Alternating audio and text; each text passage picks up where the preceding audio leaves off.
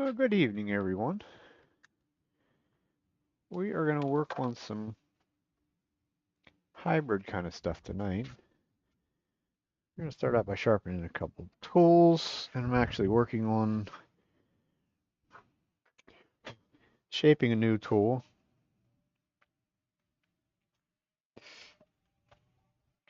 This is going to be another scraper.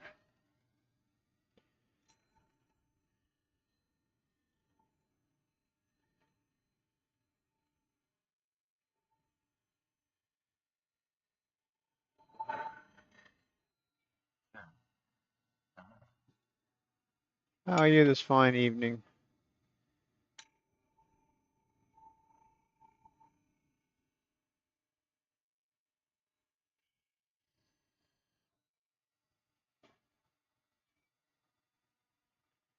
This is kind of the, if you call this like the poor man's way of doing this,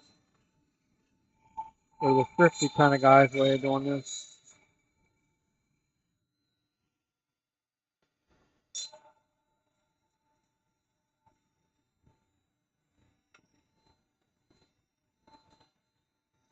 Did a lot of this with an angle grinder and a cutoff wheel to get rid of most of this. Now it's just sort of try and round over the edges a little bit. It certainly doesn't have to be fancy. It's just the end that's going to go in the handle.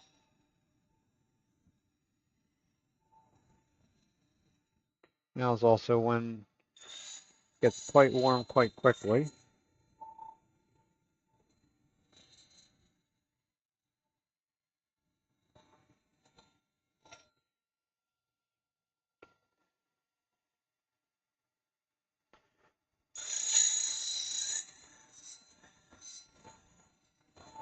This is the most difficult part. As it gets too hot, I just sit on my table saw. I don't have the business end of that tool sharp yet either. I do that last. So that tool right there has a fairly good amount of grinding left to it before it's ready to use. Here's my super short bowl gouge because we're going to work on some bottle openers tonight. And you can see we don't have that quite where it belongs.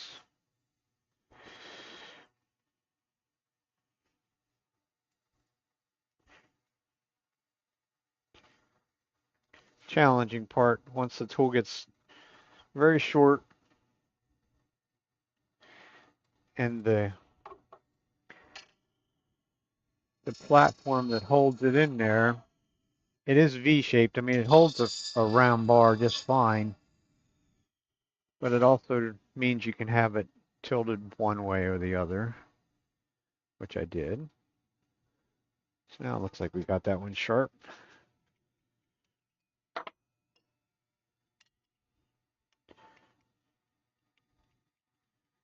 And as usual, I am sharpening bowl gouges to do spindle work because do lots of bowls, so the bowl gouge is more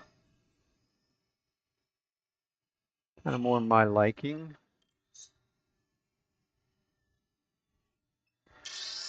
And just because it says it's a bowl gouge doesn't mean you have to use it strictly on a bowl. It does spindle work just fine.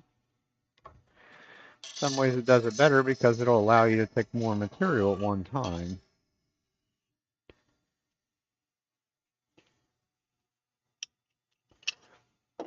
And I'll get rid of a little bit of heel on that one.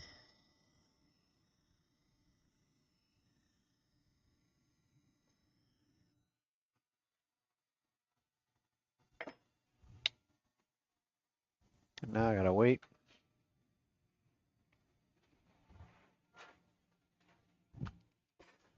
till that stops. Sort of. Use my custom wooden brake. Otherwise it'll take 5 minutes for it to stop.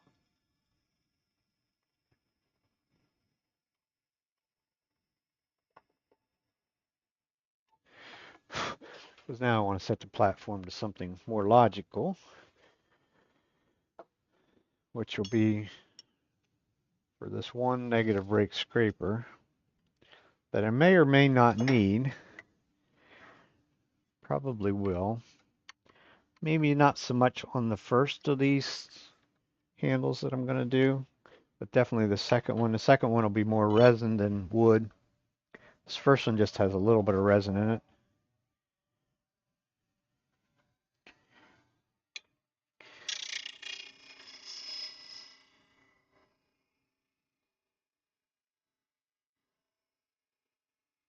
All I'm doing is creating the burr on the top of the negative rake scraper. This doesn't take much because that's actually an 80 grit CBN wheel, so it is very coarse, rather aggressive. Can be rather aggressive. I'll mainly use my little bowl gouge, but we got to bring you back over here so we can see. Find the mouse first. So we'll come back over here to normal land.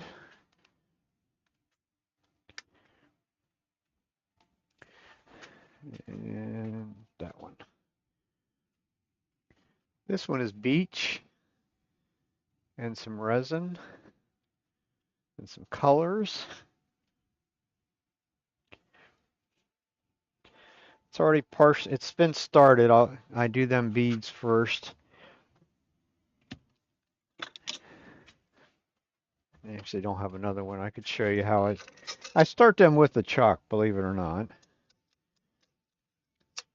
Probably the easiest way I found to hold them and drill the hole and tap it, because that has tap threads in there. And putting a drawbar in so that eventually I'll have to do a little bit of work down here without any tailstock support. So that will be a little bit advantageous not to have the tailstock in the road. And now we get rid of the chuck so we can use the longer tool rest. It's been quite a while since I've done any of these.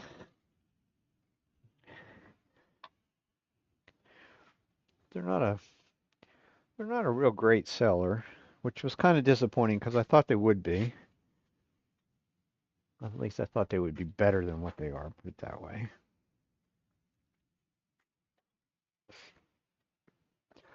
But once again, some of its price point, because most of the ones I do, and I really should do some plain ones, just some nice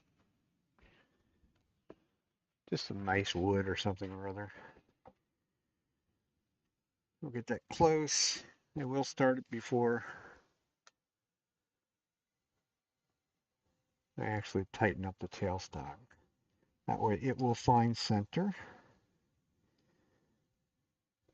own center.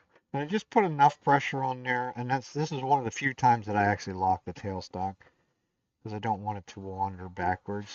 As you can see, it's not running perfectly true, but it really doesn't matter, because it was being held in the chuck, so you don't necessarily get the same effect as you would if you did two things between centers or whatever. It's not out by a lot.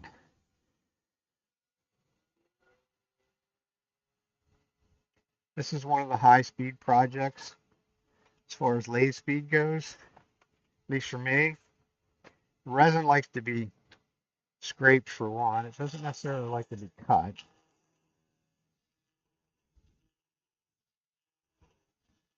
You just take little itty bitty bites.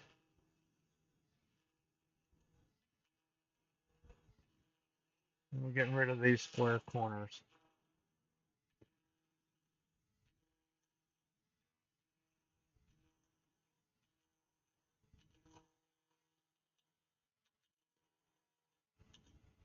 And then we can sort of use it as a slicing tool.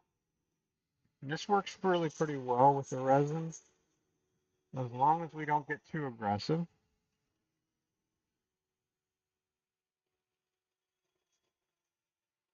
And it also keeps the chips flying down, or the stream of plastic flying away.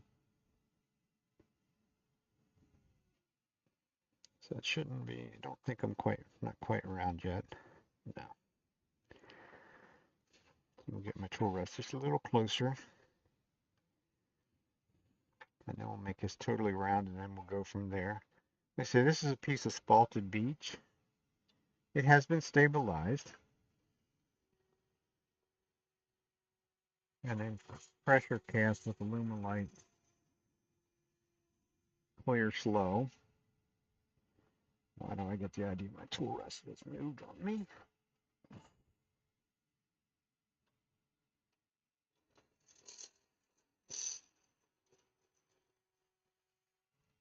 Stabilized wood does turn a little bit differently.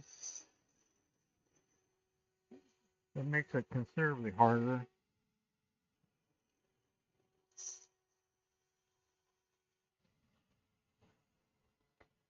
That should be round, and we're gonna need to figure out where we're gonna end at. Right there's the last little bit of wood, so that's pretty much where I'm gonna end it at. Because this, you won't be able to see it at this point, not till it gets polished up, but there is some color shifting stuff in there. So it will be rather colorful.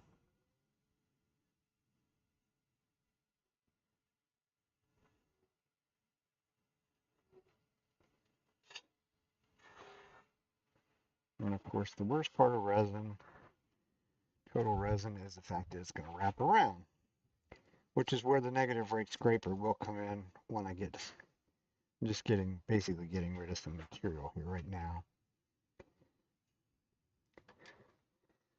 And I'll probably use the dust collector and bring the dust chute right up there so that when I use the scraper on that, it's going to shoot the stream straight up. So that will make it be much more forgiving.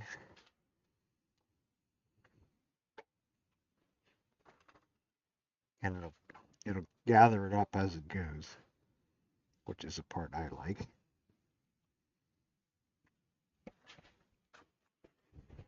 I pretty much do a pretty simple minded shape with these, really. We'll just do a little bit of a cove in here.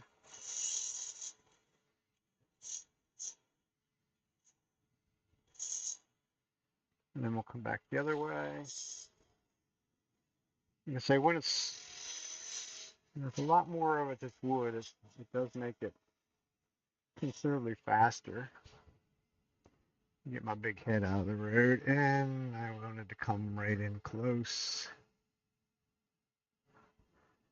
Forgot that, sorry.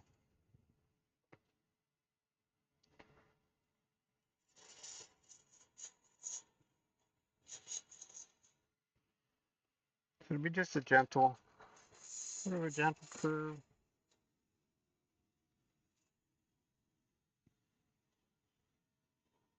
Down into the cove.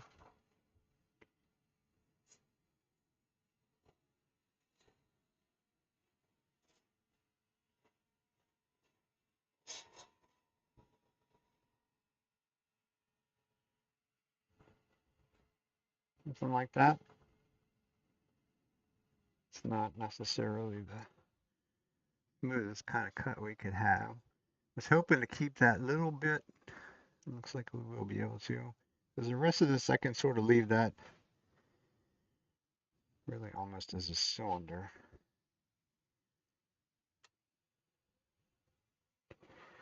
I think.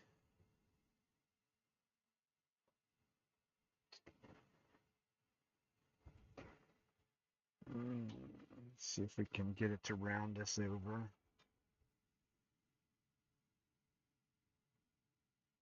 Like I say, resin is a pain.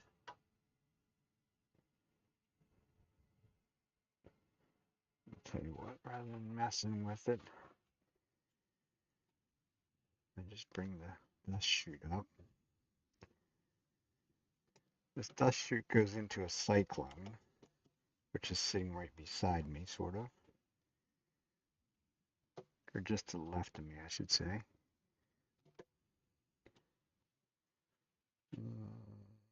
Tell you what, let's take the hood off. Make it easier.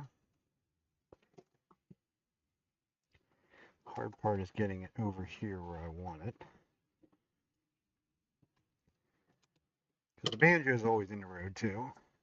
Everything's in the road when it comes to that.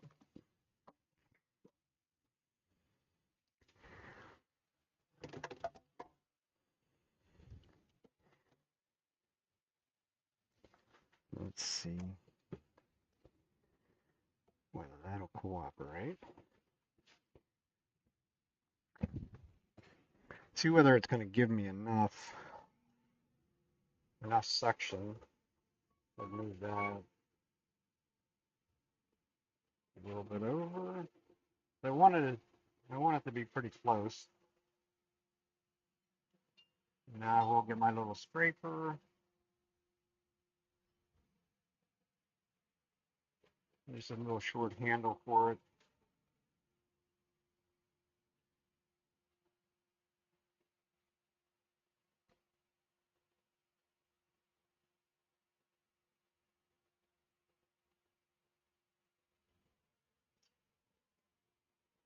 Now we want to be cutting on center. We could even be slightly above a little bit.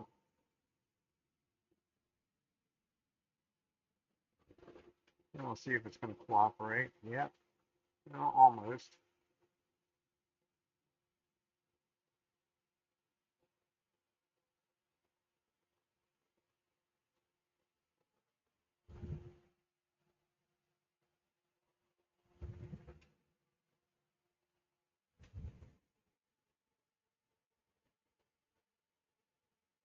Yeah.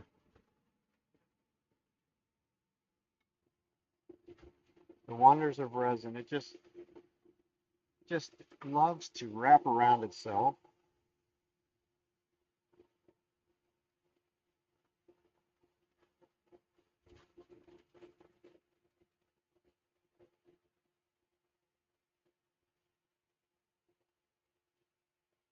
Since we're going to get rid of that anyhow, I'm going to put a little bit of a center point. Maybe that'll get us out a little bit further away. Maybe that'll make it a little bit more conducive to what I want it to do. Sort of.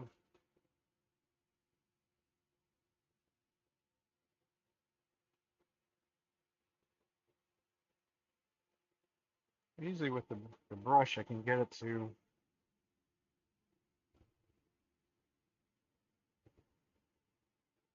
break.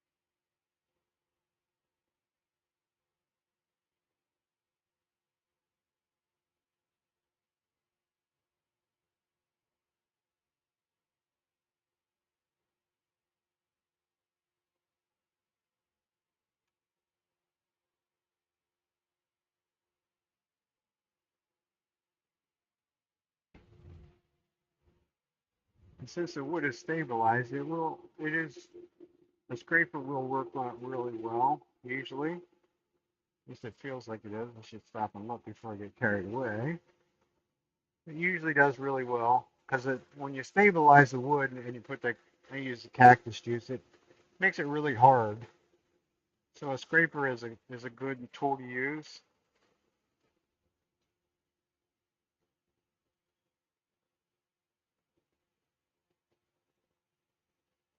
That's why all the people like to use. I've had a lot of people say, "Well, why aren't you using carbide for this?" And like, I don't need to because carbide is nothing more than a sharp edged tool, and I could make my high-speed steel tool just as sharp, if not sharper, than a carbide, for a fraction of the cost, really.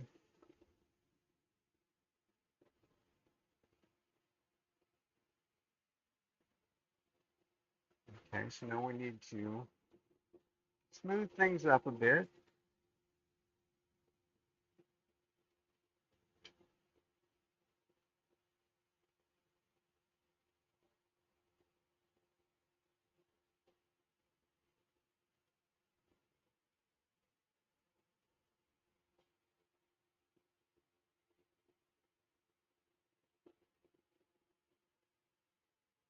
Pump in the middle there for some reason.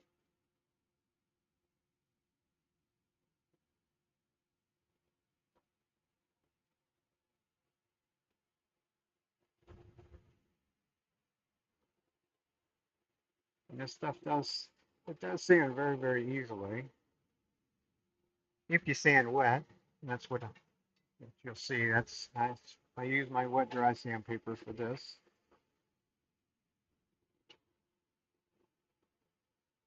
Put that there.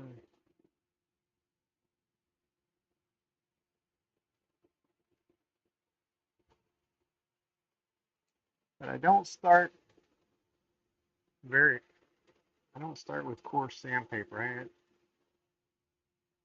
got some ripples in there that we need to get out with our scraper before we.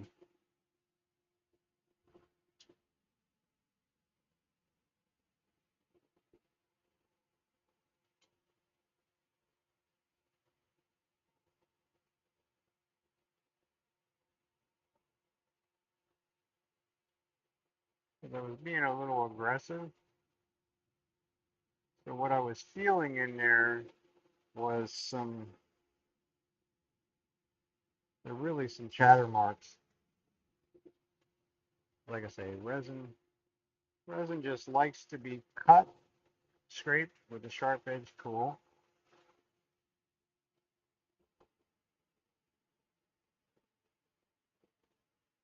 And of course, trying to get them to break.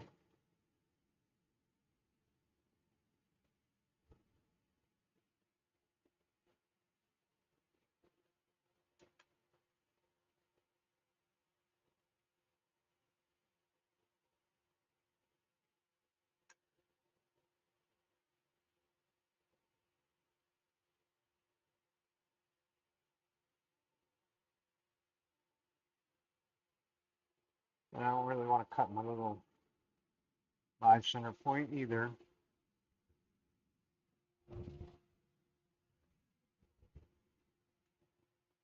I'm a little too high.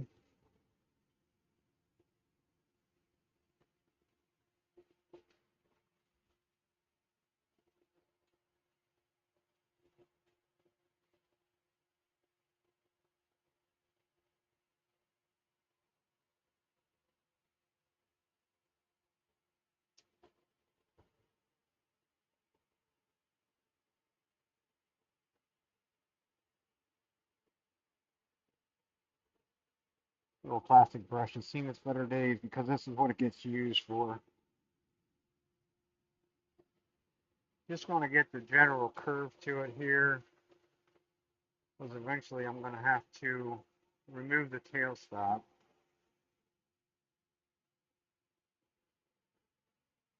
But we'll finish most of it before we do that.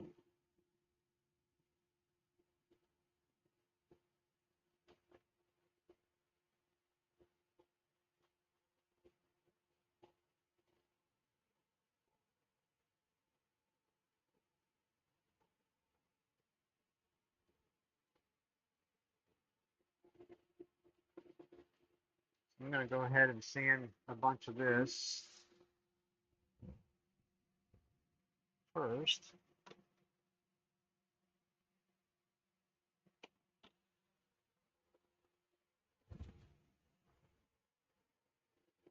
I'm going to try sanding the dry once. I don't remember, like I say, it's been quite some time since I've done any of these. I know if I sand the resin part, it'll just gum up the sandpaper. But I don't think this will do it.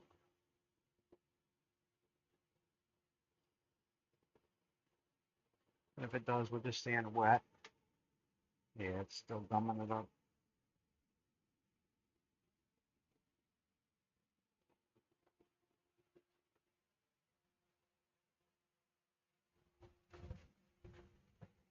I know I have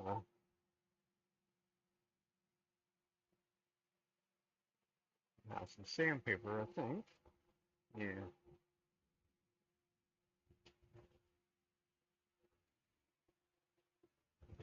It's the same sandpaper. It is a wet dry sandpaper. Put this down. Certainly don't need the dust collector for that then. We need our towel instead. And then we'll see what we got here.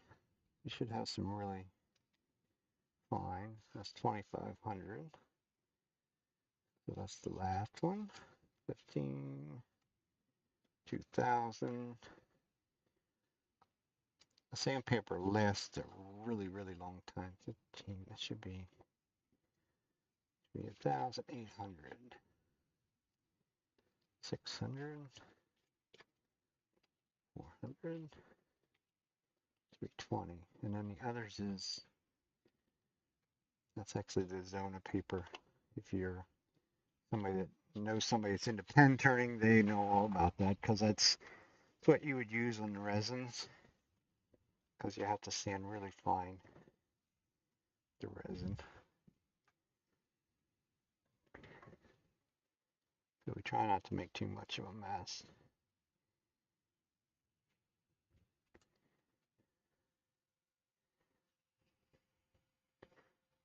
The hard part is actually getting it wet enough. I fill this container of water a little full, and then what will happen, I'll end up bumping it and dumping it all over my feet.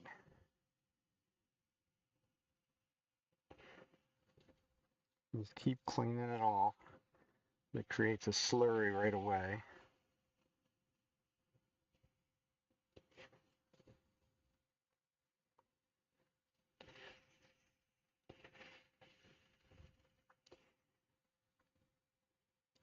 And 320 is as far back as we're going to go, sandpaper wise, or grit wise. Because I don't want to put big hairy scratches in it. I've seen some people doing some of this stuff when they go back to like 180 or something like that. I'm like, wow, that's just puts too big of scratches in as far as I'm concerned.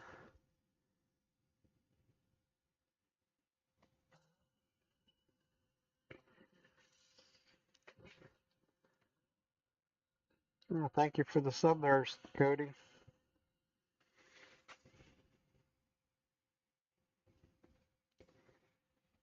That's my son-in-law.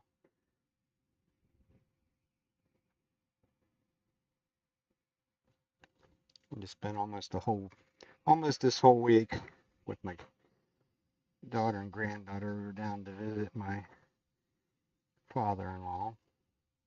So that was kind of a fun week. I don't get to see her that often, so.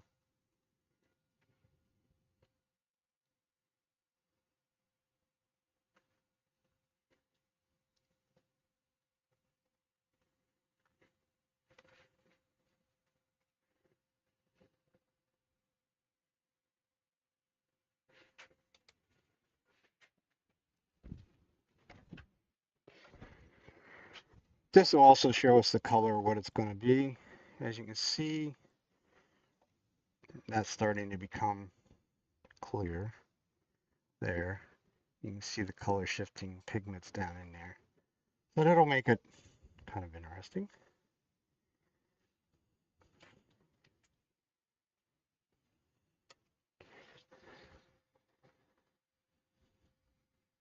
Just like any other time whenever I put sand in a bowl or something else like that. The first grit's the most amount of time that I will spend. Now that we have a smooth surface, All we're doing now is just refining the scratches.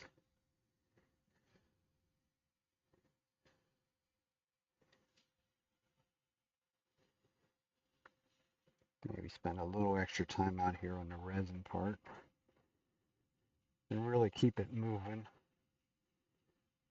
so that we're not putting a bunch of radial kind of scratches in it. And we will go through a lot of paper towels with this because we're going to wipe off every single time. You can see it turns the paper towel brown. Of course, the hard part is to get down in that groove.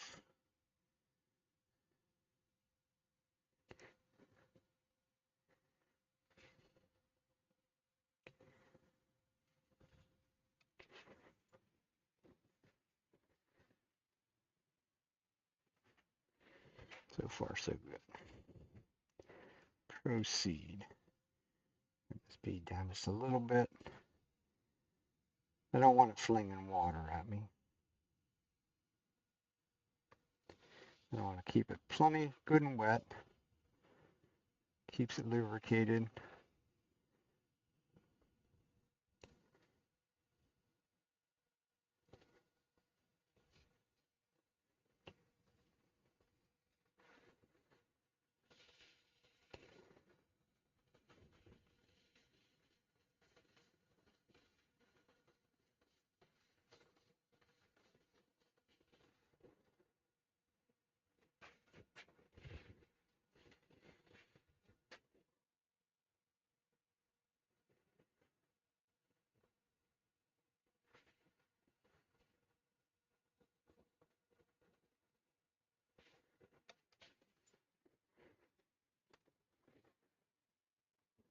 Not a very good job out there on the end.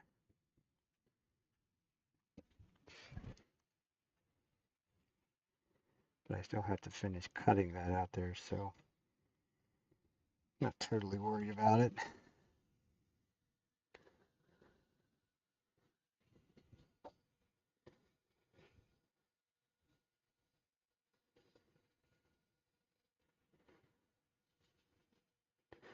Actually, probably if I was so minded, I could probably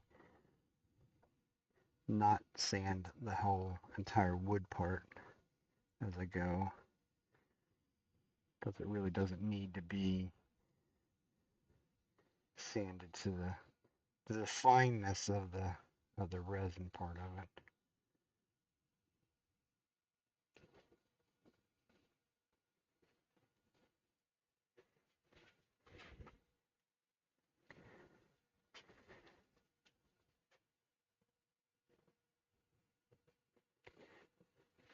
This is kind of why I don't make these that overly often. But we do have a craft show next weekend, so I figured I'd make a couple more. I like to do the casting part of them, but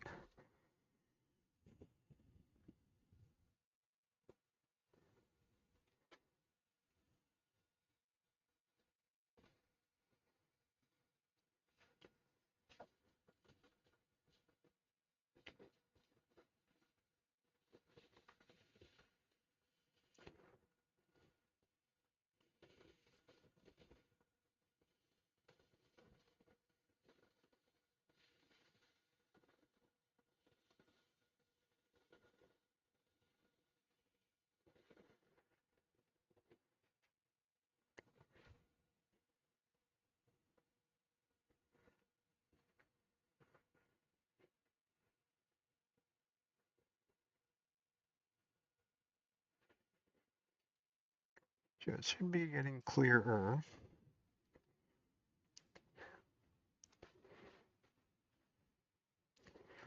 There where it's wood and just a lighter thing of resin, you can really see the color shifting stuff, which is a part that I like. I think it makes it look neat.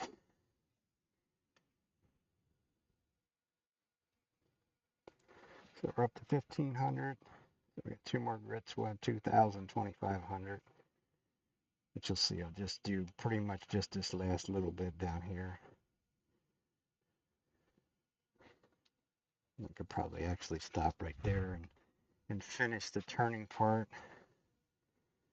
But I don't need to press real hard on it to sand.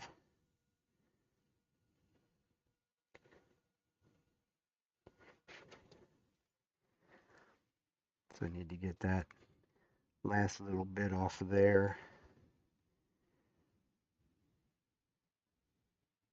And then we'll finish sanding it. As you can see, because it's been stabilized, the water doesn't really go into the wood much. I'm going to sit this off to the side. And probably we'll go get clean water when we get back to it.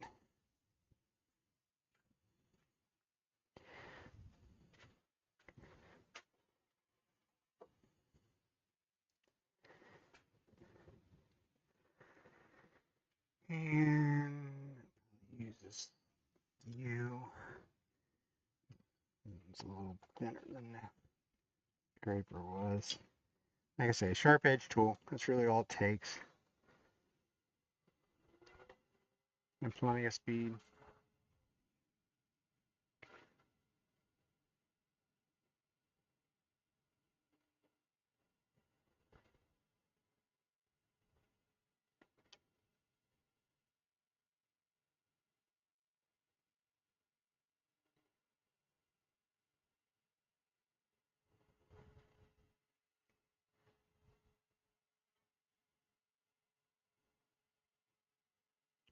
I'll try and get that as small as I possibly can.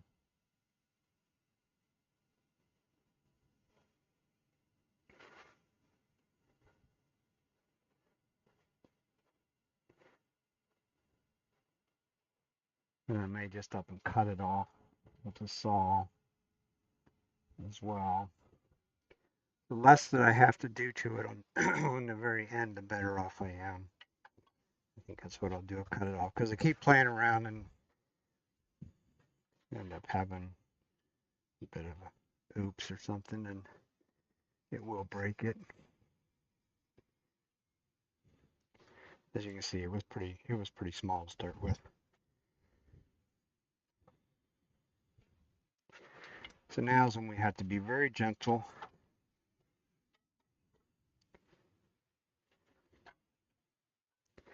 and try and put all the force going towards the headstock. And I will continue to use the skew because it is definitely the sharpest of the bunch.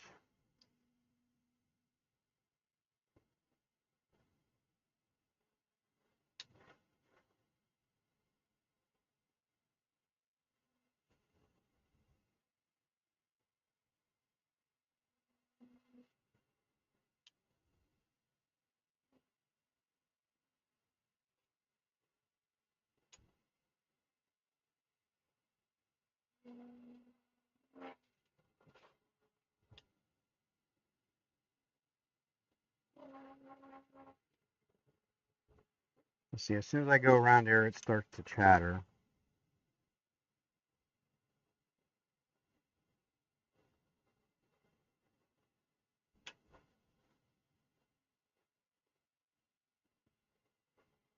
It's basically just barely touch it.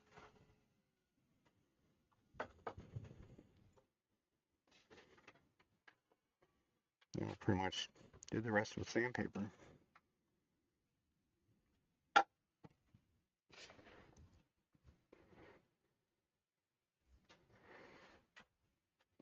And I will be right back. I'm going to go get a clean thing of water.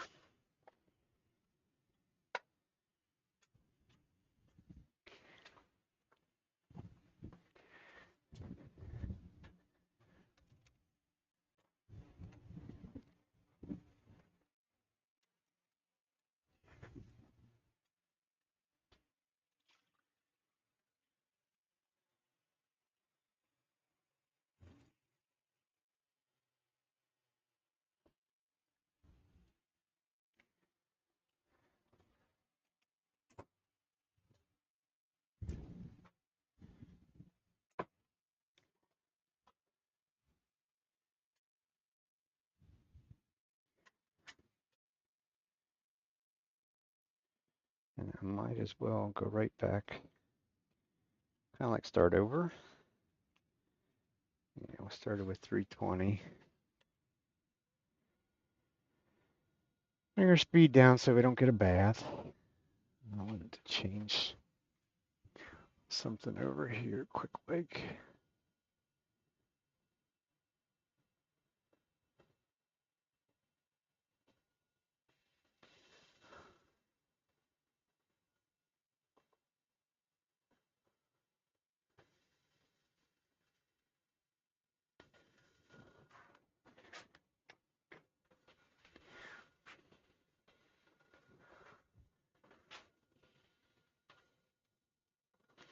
320.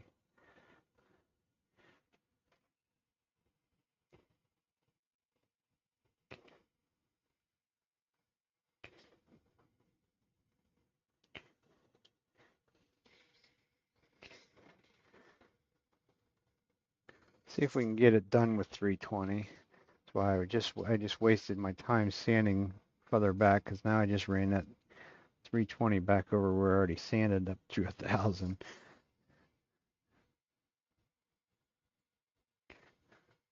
I want this to be a nice sort of gentle curve.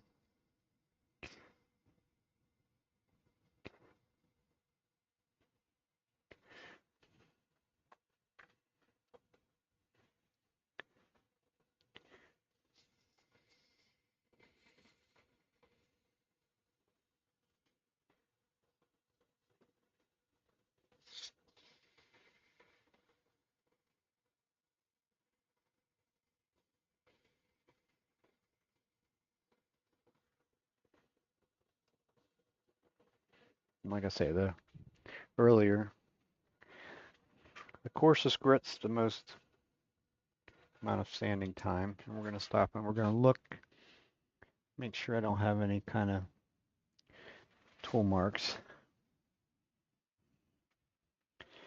So now we can continue.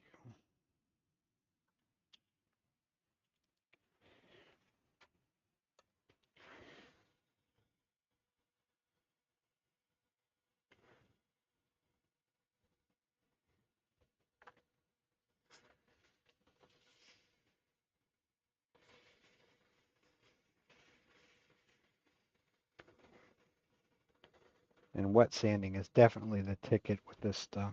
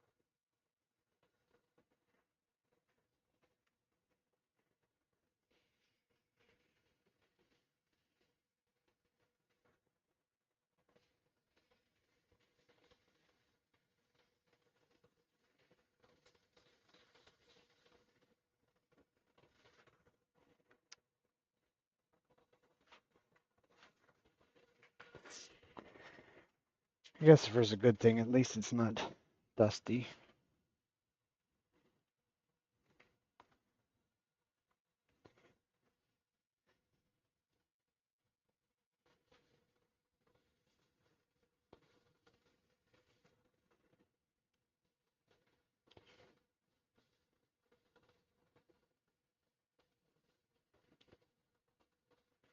I have another one of these. It's actually box elder burl. and resin. It's actually back up in the toaster oven. I don't know whether can't imagine I didn't bake it at all.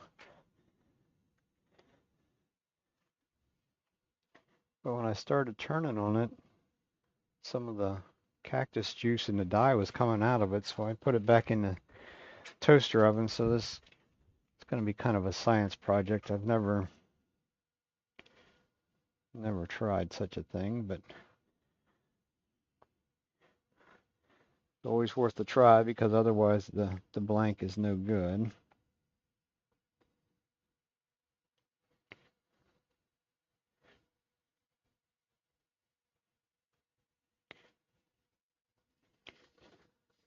And you have a fair amount of time, a lot of little blocks of time and materials into making it, so I don't really like to give up on things too easily when it comes to that.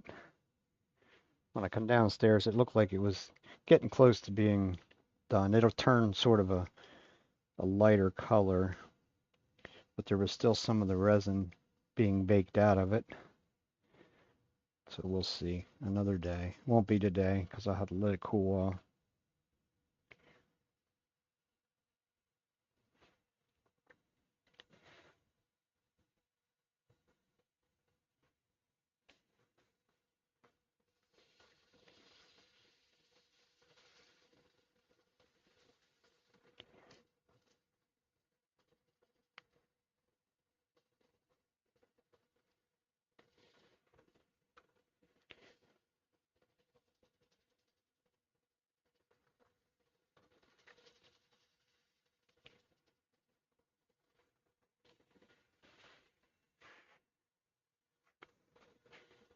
So that should be getting pretty clear.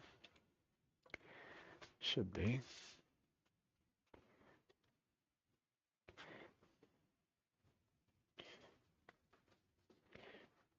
Yeah. That's through the 2500. Now it sort of needs to dry a little bit. So I'll probably just pull this one off and let it dry on its own. I can use a little dry paper towel and sort of try and suck the moisture out of the wood part.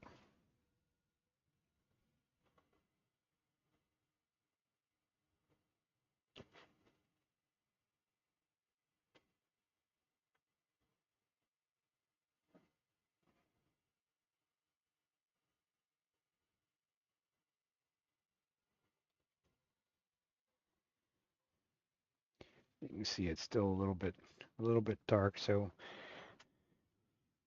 learn from experience and don't be impatient with things. Or try not to be impatient, put it that way.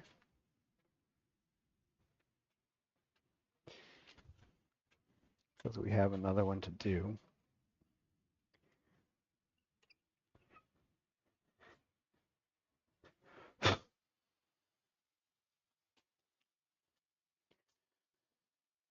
So it's still not, I'd have to go through more finer and finer grits of sandpaper to get that, but I'll show you a simple solution to that part.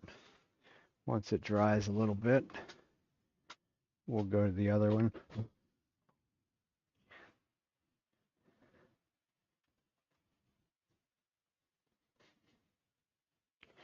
This is the blue box elder burl and some other color shifting stuff in there as well.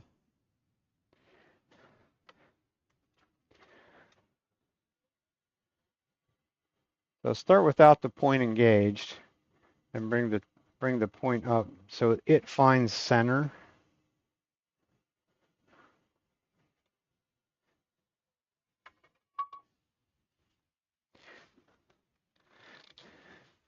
And as you can see, it's the only thing I did with this one was the beads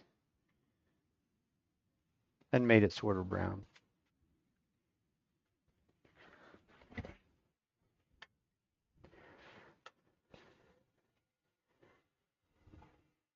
resin stuff sticks to everything.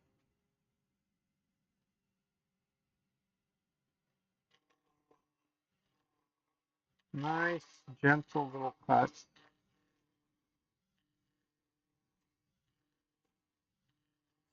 Because it can be kind of chippy if you get too aggressive with it.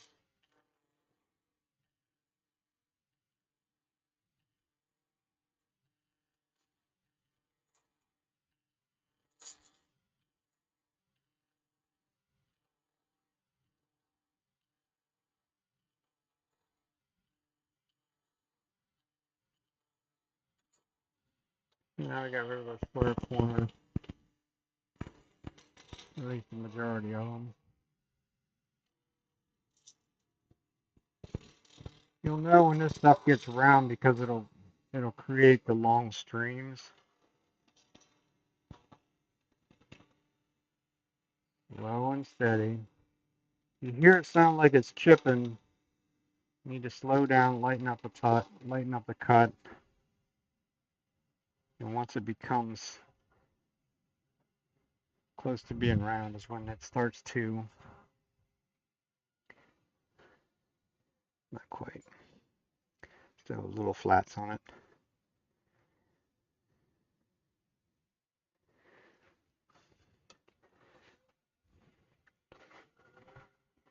And get it round and true.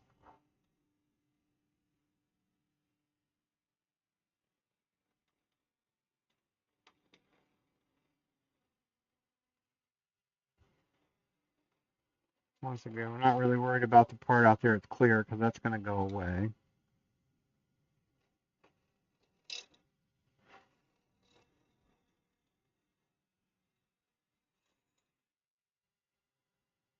So it's round.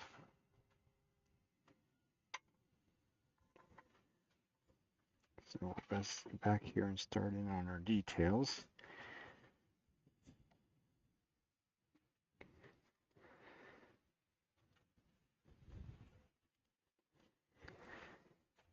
These are sort of a nice little project, nice little sort of spindle project.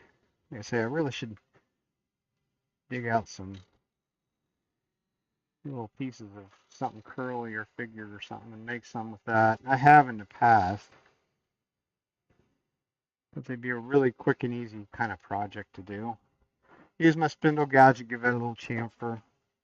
That's pretty much the extent of what I'll use the spindle gouge for there.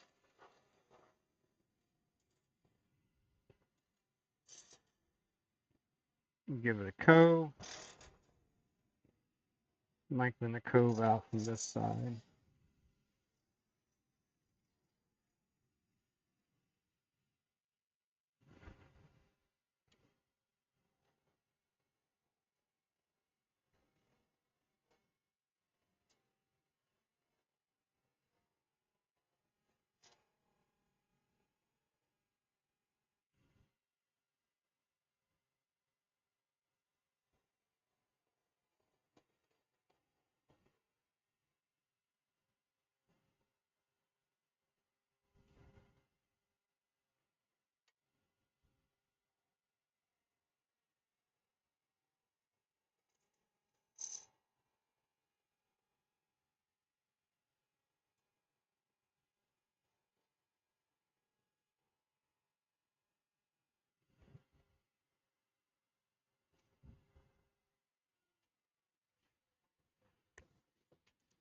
Kind of only so much shape you can give these. Yeah, it's starting to. I'm being a little too aggressive. I'll go back here with a scraper through there. You won't be able to see it. Well, yeah, the light really doesn't reflect off of it well enough. There's little ripples on there, and that's because of the way it's being supported. I'm being a little bit too rambunctious on it. And I probably can go back and sharpen the tool would help too. But if I slow down and not put so much pressure on it, and it's still making noise, so it's still doing the same thing. Not quite as bad though.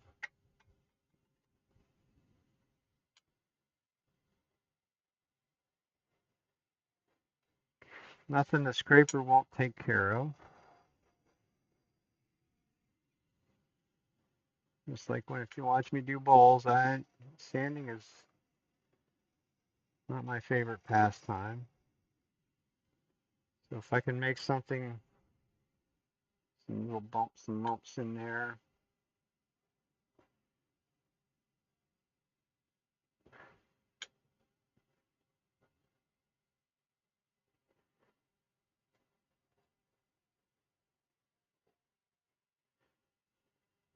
gotta be watch where I touch because right there, that little chamfer right there now has become a razor blade.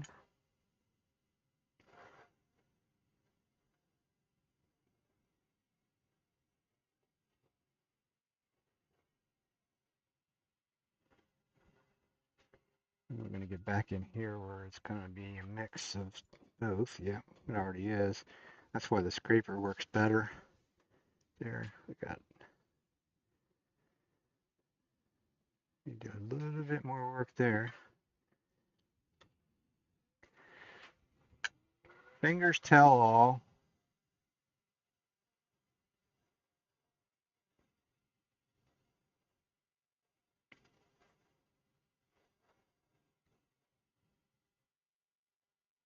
Okay.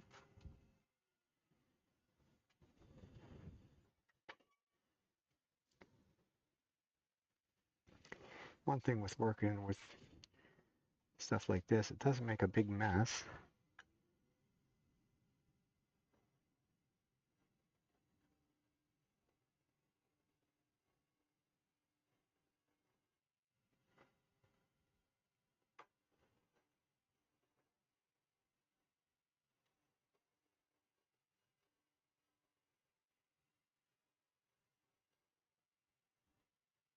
And we won't have the issue with this one wanting to wrap things around as well because there's still some wood in there.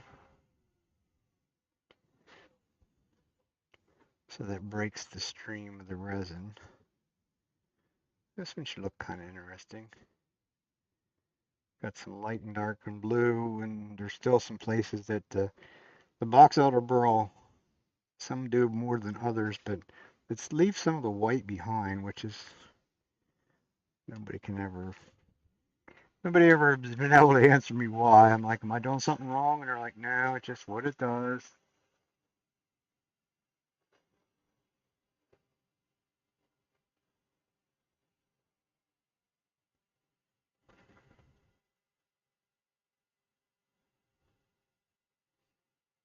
Kind of feels pretty good. So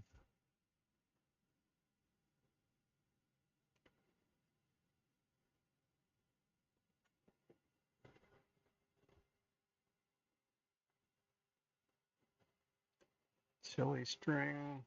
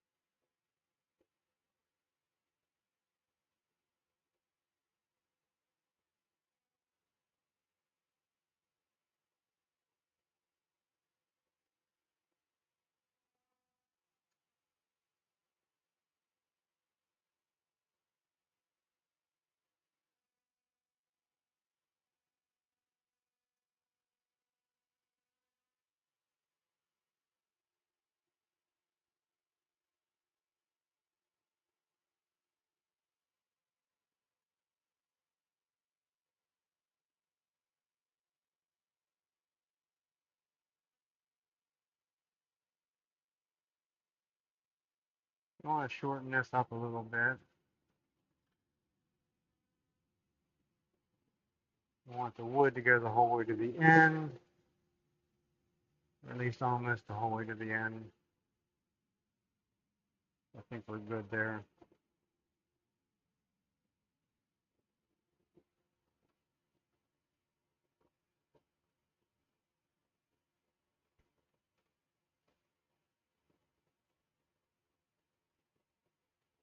Just like the other one, we'll make a curve.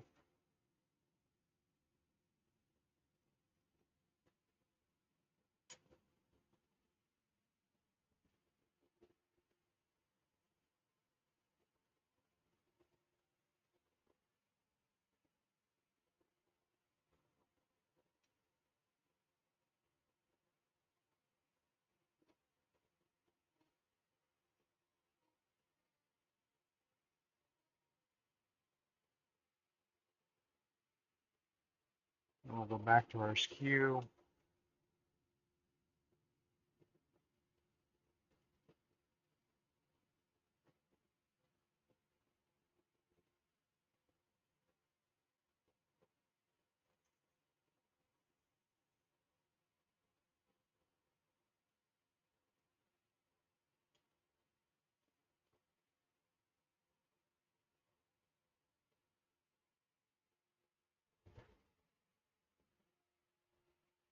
All right, had the brush.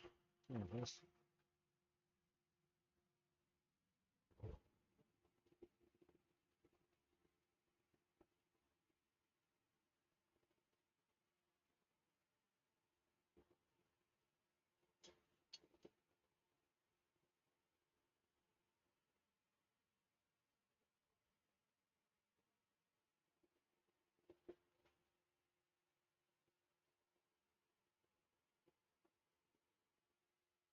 I think we can take that down a bit more.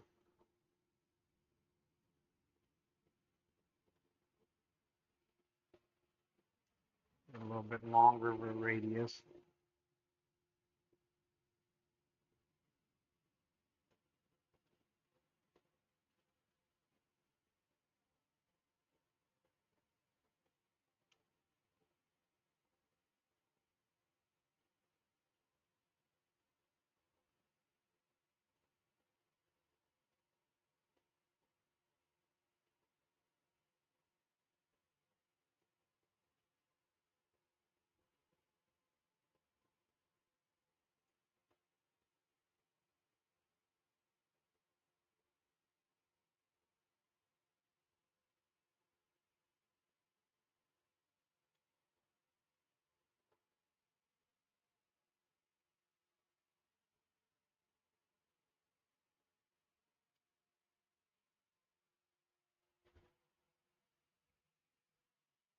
And we're back to just like the other one. We'll go back and sand.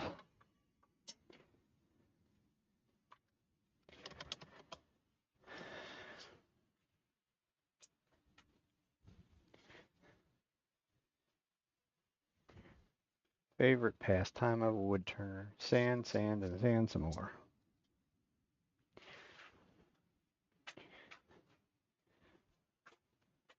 Water don't look too terribly yucky.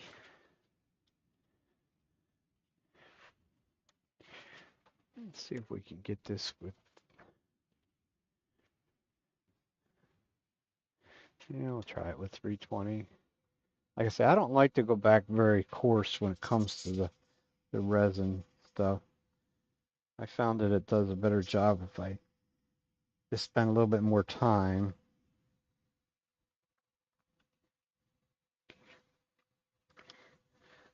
The problem when you're sanding wet with this stuff is has a tendency to start to clog paper up a little bit, but nothing compared to sanding dry.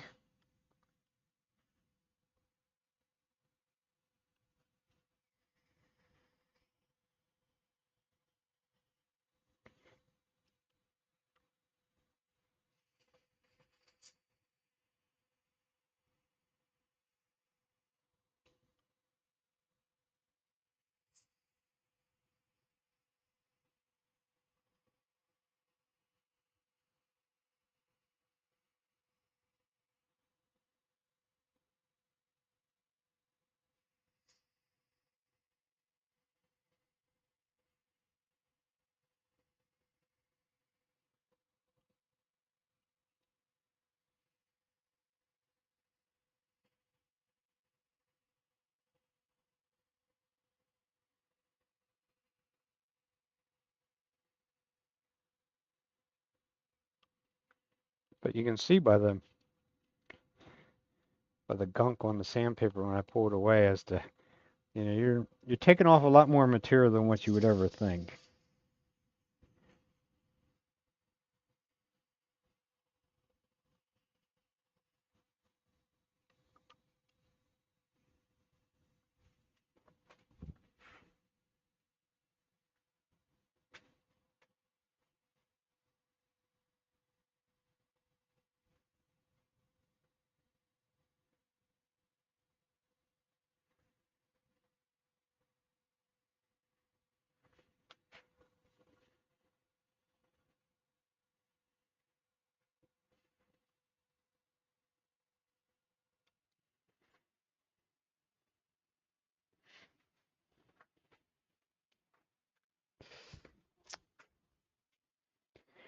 And I think this one has some of that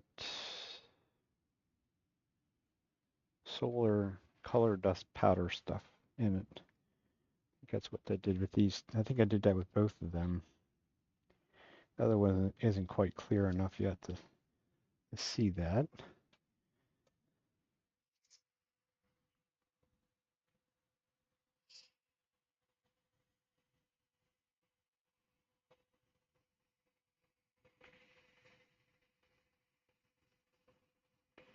Nice if I can get it wet enough that the slurry stays.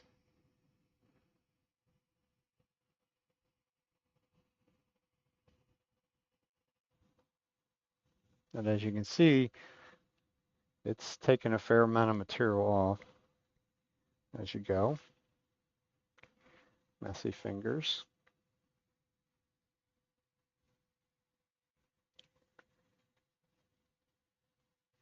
I need to, next grid, I need to take that razor blade off there.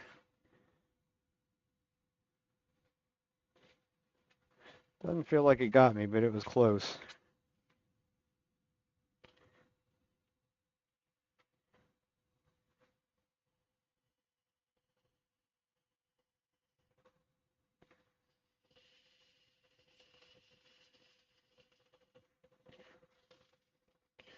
So now we're at 600. Then I'm going to start breaking them over.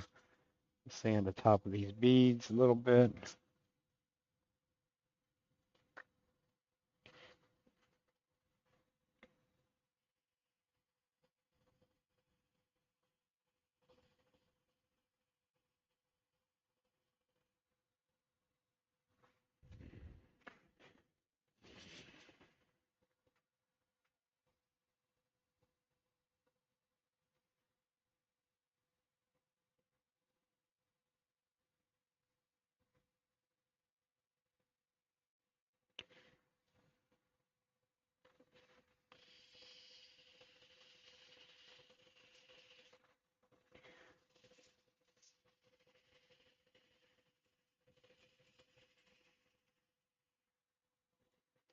And on we go with the sanding adventure.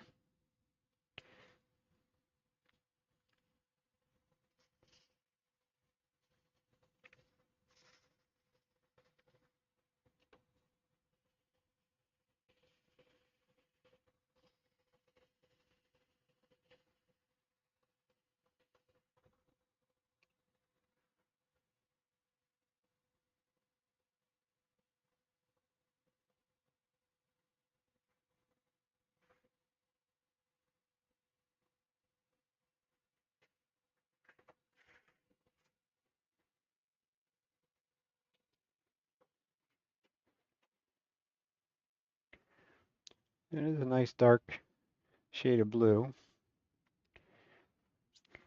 We're getting the resin clear. I think it's going to look pretty interesting. Definitely has some pretty good character to it.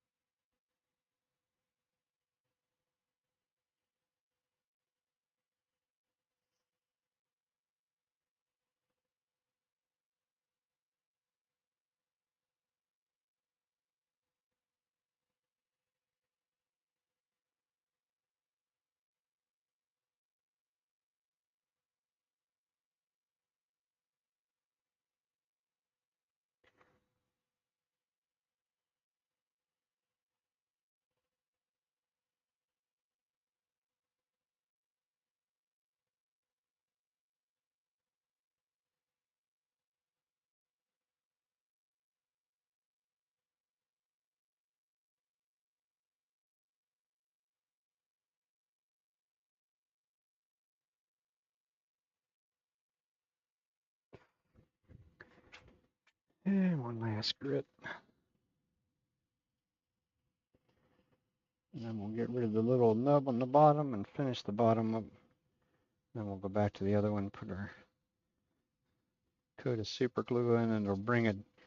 The single coat of super glue will bring it to life. One, maybe two coats.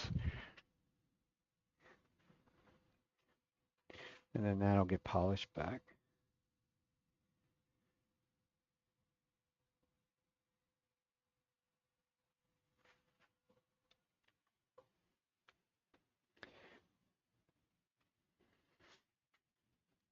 Still cloudy, but that's to be expected.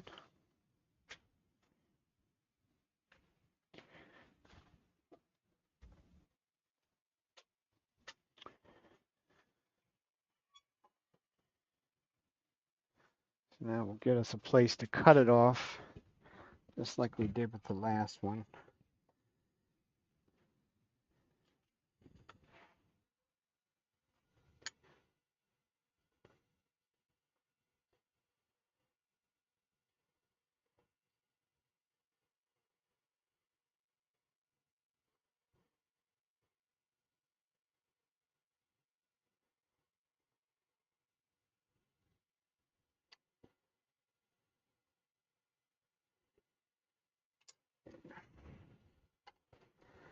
Far enough.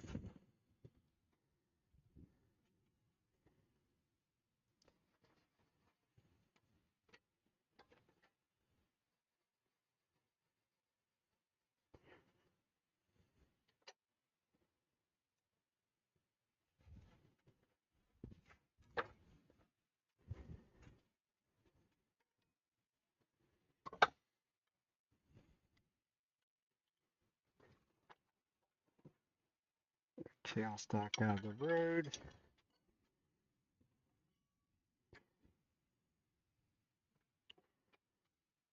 Here's where, once again, I'll use my skew.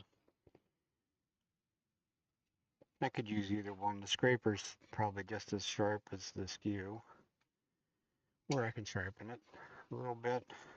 Very simple. It's just laying the bevel on. It's a 600 grit diamond wheel or diamond hone. Like I say, the resin likes the sharp edge. So that's basically what I just created with a finely honed edge and no burr. We want to cut on center. We're there. We got to be gentle with it.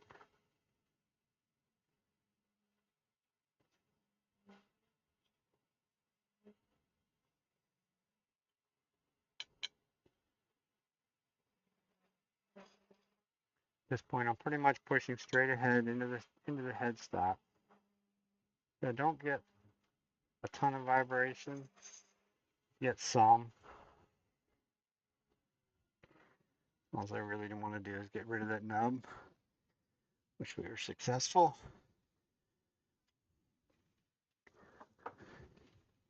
So it, like I say, it sands so easily. There's no point in, because we got a good solid 5 inches hanging out there, plus the mandrel and everything else. It's got some flex to it. So if you get carried away and try and keep cutting on that out there, you end up in a bad situation. Kind of end up in a bad situation. You could break it off back here. So just better not to be dumb and be lazy or whatever you want to consider it.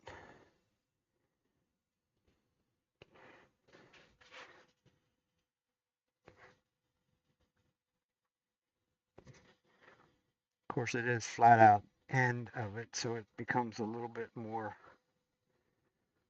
difficult in some ways to get it sanded.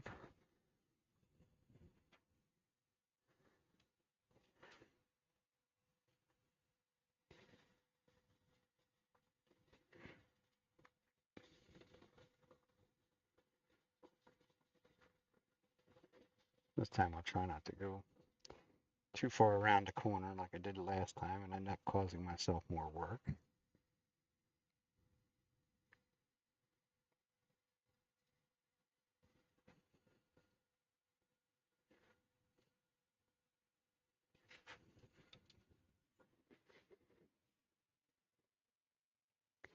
And if it's a little flat on the end, I don't get too wrapped up with that. Sandpaper's probably ready for the trash.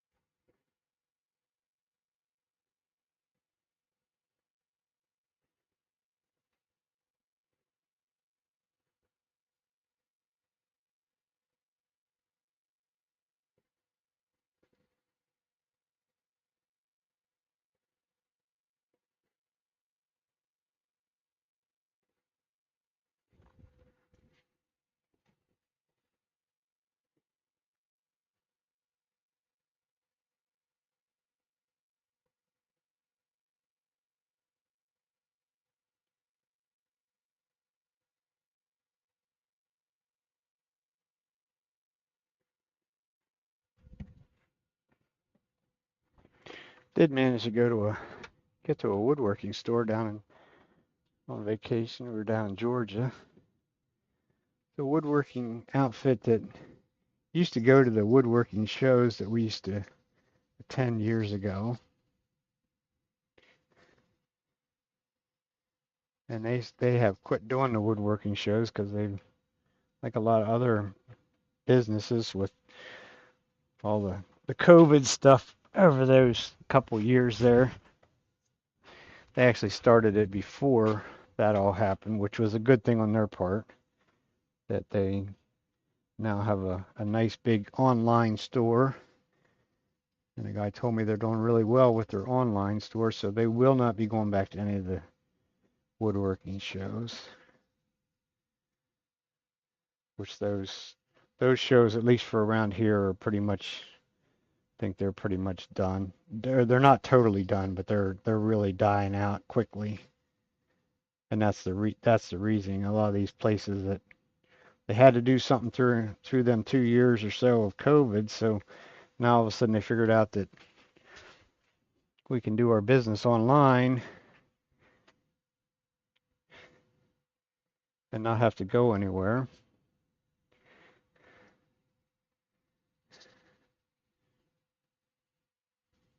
The only bad part of that is then you're not being sociable to other people or whatever, but they're in the business to make money, so you certainly can't blame them for doing what they're doing.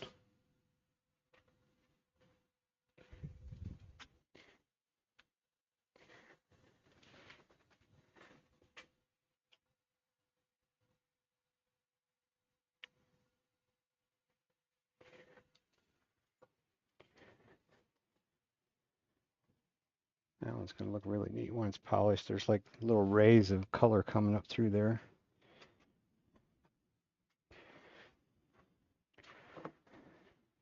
So that's kind of the initial sanding part of it. And we'll drop my hands off. So we'll take this one out. I'll go back to the other one. Get rid of my cup of water, my blue water.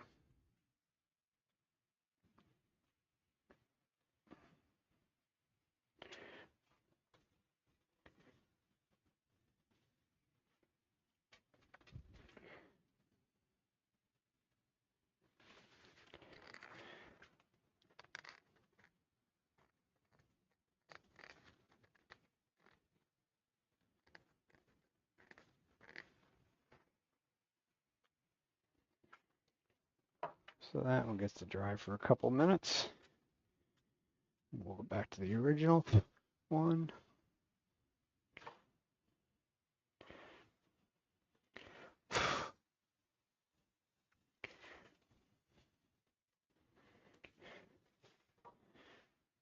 Got Some gunk went down over the front. Can't have that.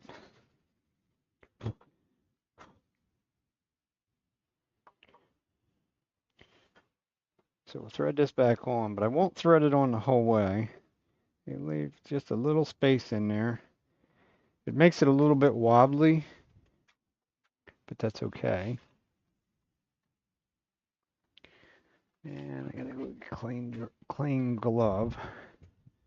I don't want to put any extra color into it.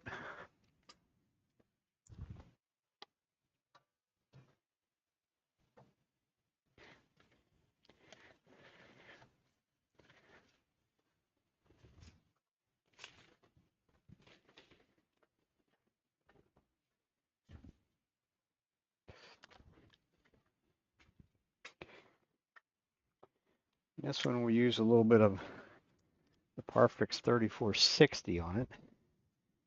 The 3460 will allow me to put multiple coats on. I probably will not need multiple coats, but at least it's available to me if I need it to be. Got enough in there to do the job. We'll spin it really slow.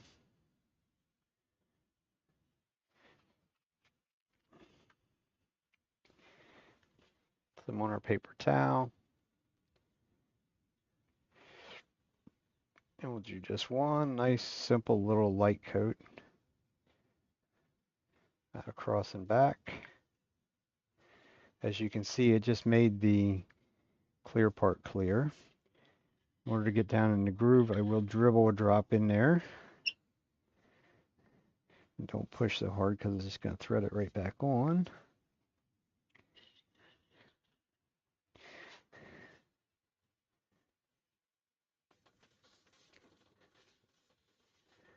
I'll try and wipe out the excess in there. Give it one more little shot.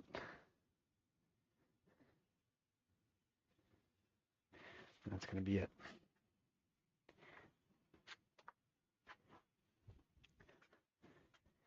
That will let set up a couple seconds here. I am going to wipe off the excess. I think we'll stop it. Yeah, because there's a lot on there. So it won't dry flat and even.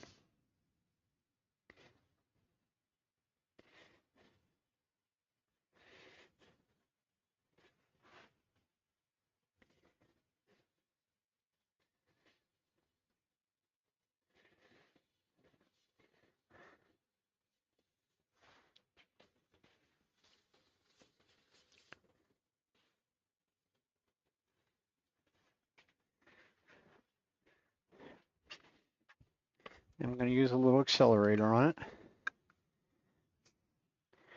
just so that hopefully I can finish it tonight. At a distance, not up close and personal.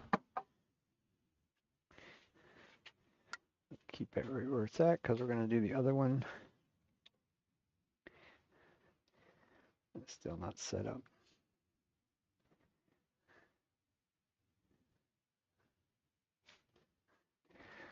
Looks like I should have got another dry paper towel because now it's going to be a problem because the activator's already started. Yeah, it's already set up. I should have stopped and looked at that.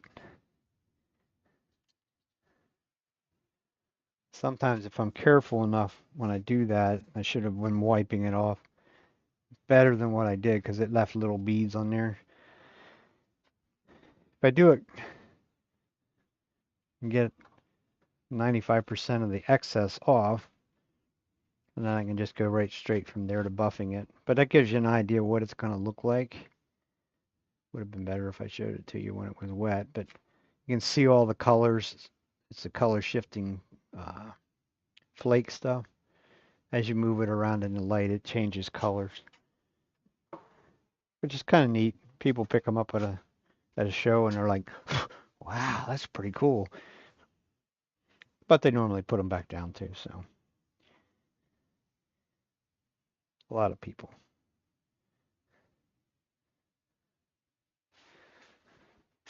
So same process. We'll put some on, take it off. This time we'll take it off a little quicker, or at least look at it this time before I hit it with the activator.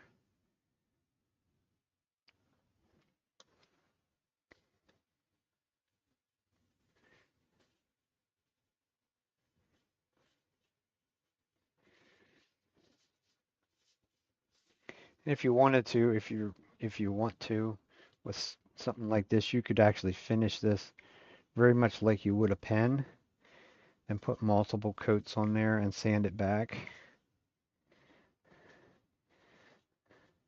I don't normally do it that way, probably because I'm too lazy to do it that way. I have done them that way. It's just a little bit of extra time involved in it.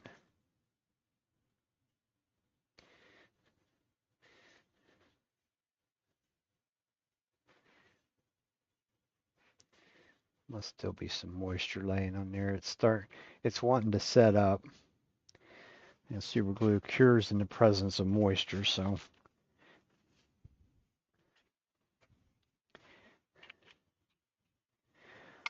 this is a slow setting CA glue though. Yeah, it's already setting up. It's going to be the same as the other one. I'm going to have to sand. It'll take a little bit more sanding to get it back to a nice flat surface.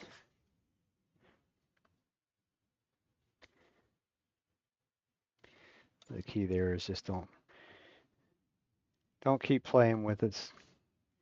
There again, you can see that one's going to be the same way. This has I think the solar color dust stuff in it. So it's going to be the same way whenever you spin it around, different amount of light or whatever, it's going to show.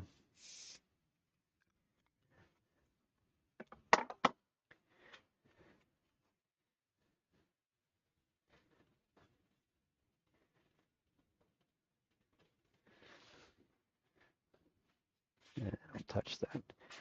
Activator was only hitting on one side, so a little sticky yet.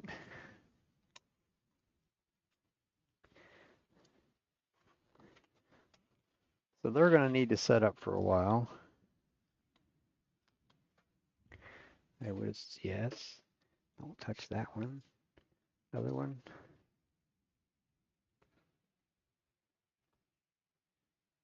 Yeah, I'm gonna let them go. I might just let them go and finish them another day, because they're be better off if I left it fully cured, which would be 24 hours.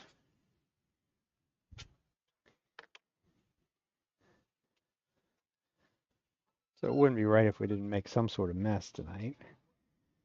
I do have another. Come out of there.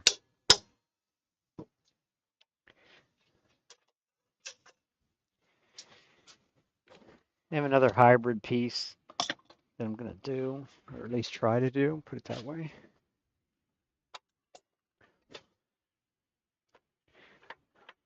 This one's actually a bowl.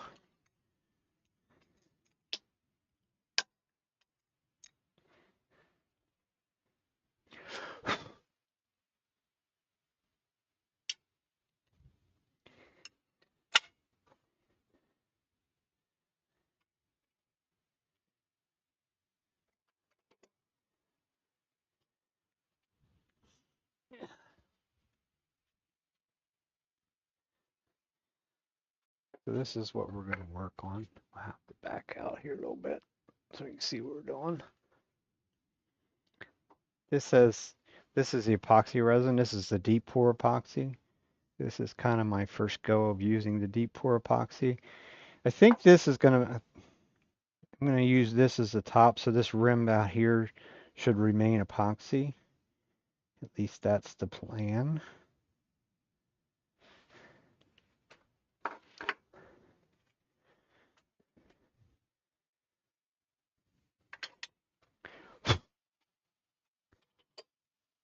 So pretty much like every bowl that I do, I'm going to start between centers.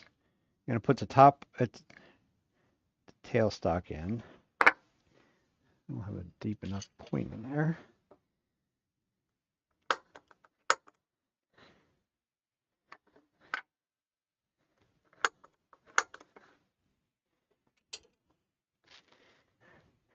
And the court is still out on the deep pour epoxy. I mean, I think some of it is really neat, what some of the people's doing with the stuff, but I mean, this isn't very big. This is only like 6 inches in diameter, I think, is what I figured. Gonna be thereabouts. That knocked the camera silly. That's not even quite. A little less than 6 inches. But it was done as in a square mold, and I made the mold. It was the melamine, like I'll see all the people doing the river tables and stuff with. Well, I used the release agent on the mold, but it still stuck fast. It still managed to stick fast. So you basically ruin the mold. So I'm not totally sure I like that idea. But it is what it is. There's no point in using the little gouge because it's definitely, resin is kind of hard on the cutting edge tools too. I'm just going to flatten out a little area in here in the bottom of this. And I'll put a tenon in here.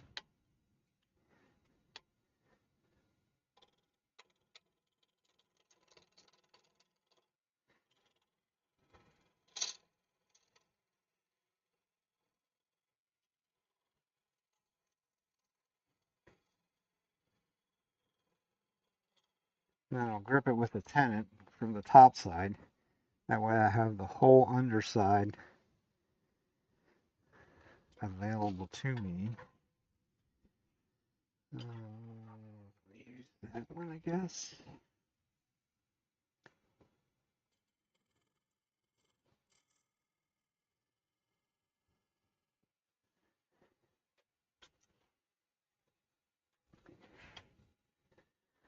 Give ourselves a little room.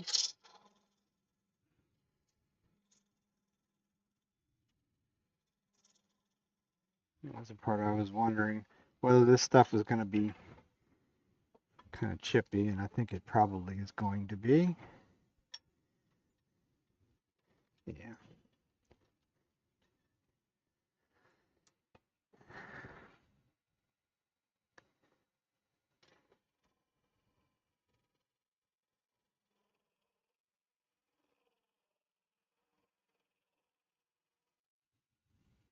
They don't need a very big tenon, not a very big piece of wood, so.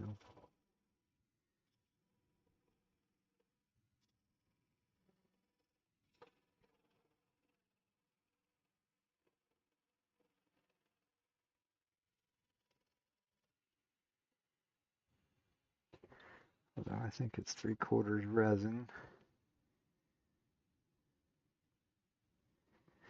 Maybe I'll go down a little bit more. Use this smaller parting tool. That way it's not taking as big of a bite at a time.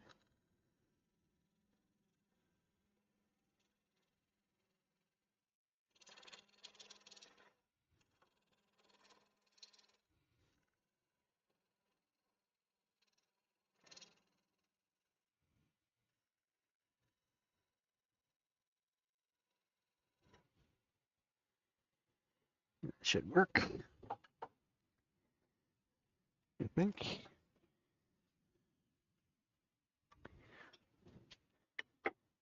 This is kind of, you get to go along for the trial and error part here. So there's our piece with our tenon on.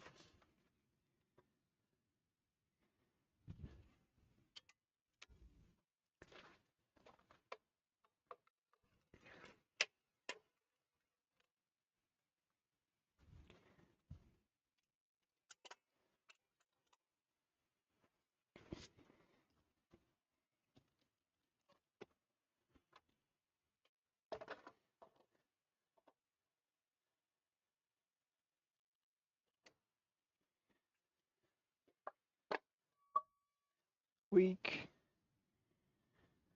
Grains run in that direction.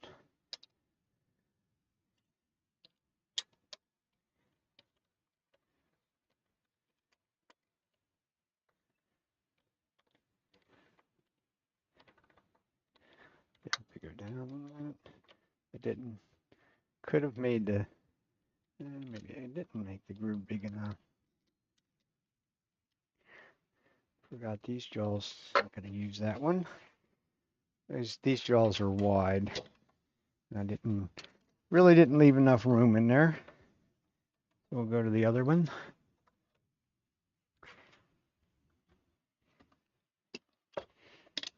That'll also mean it's going to be a little bit further open than what it necessarily should be. But it should work.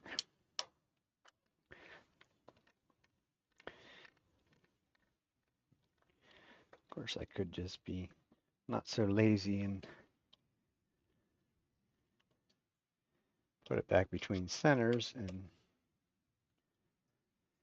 make it correct. That should work. Yeah.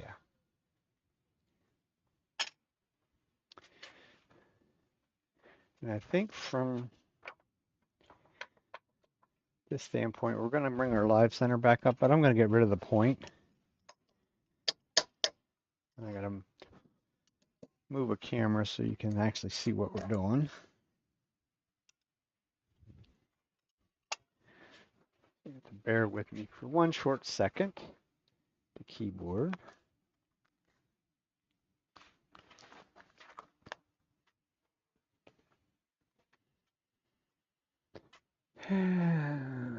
Two.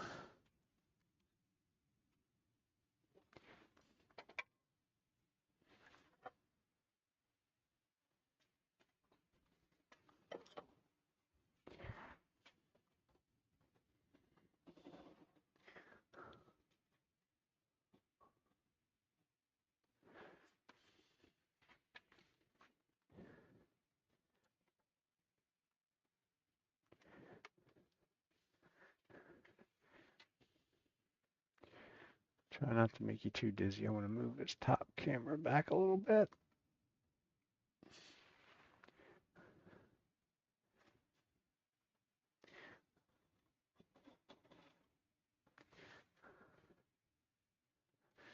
That should work.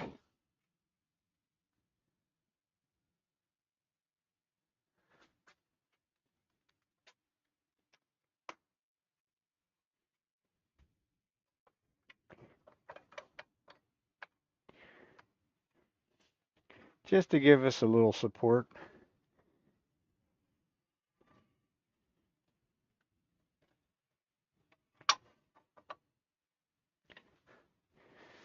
And let's grab the little one. See if it has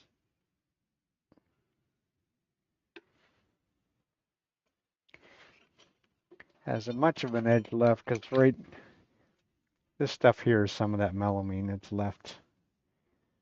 So it's most likely going to knock the edge right off the tool.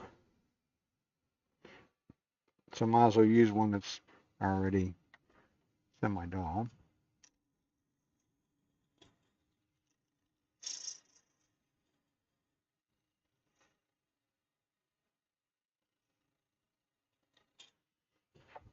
Like I said, it's going to knock the edge right off, which it did, promptly did.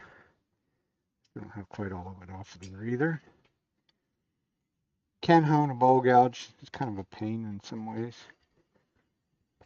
But we'll just get a little bit of an edge back on it, on that side. Really after, just to get rid of want to get rid of this melamine stuff. I don't think the epoxy will be overly abrasive.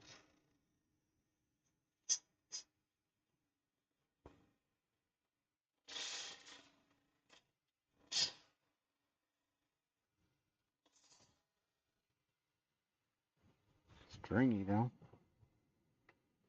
What a surprise.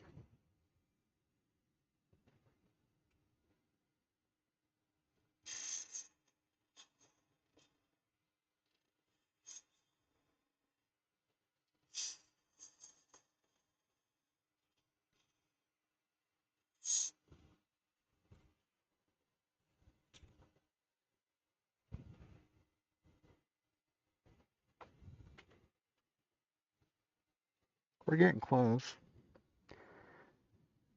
Yeah, fairly close.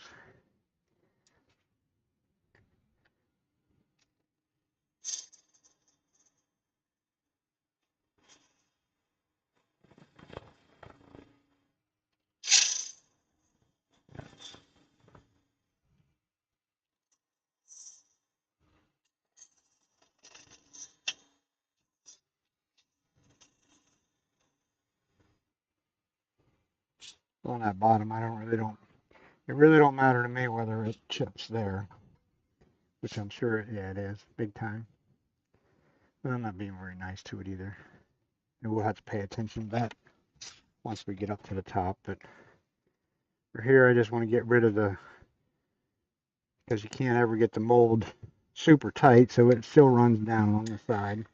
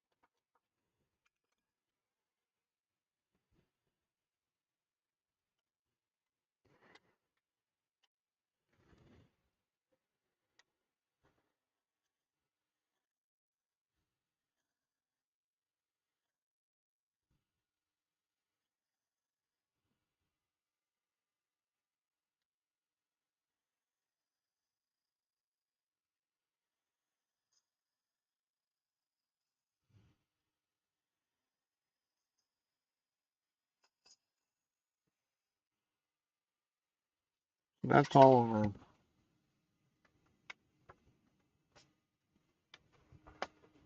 the resin off the bottom. like I say, that stuff sticks to everything. Sticks to your face shield, pants, shoes. Have to do a major cleanup before I go upstairs for sure. Alright, so now it becomes a bowl like any other bowl. Then come out here and get rid of this corner. Might as well go right to a sharper gouge, maybe.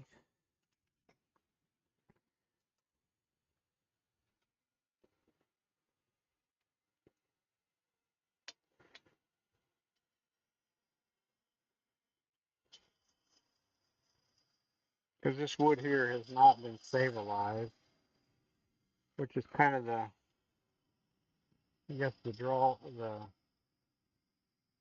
attraction to using the deep pour epoxy is you really don't have to stabilize. At least all these people on these big tables and stuff, they don't do any kind of stabilizing. So that's kind of where it drew me to it.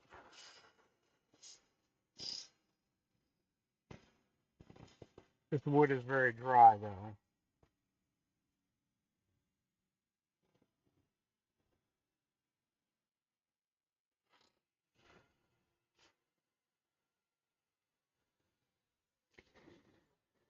because it's really spent days in the toaster oven. And I think it's some sort of maybe an English walnut or something. I'm not really even totally sure.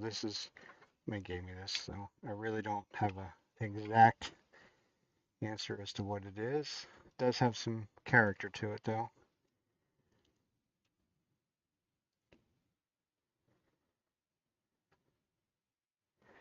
So now we should think about,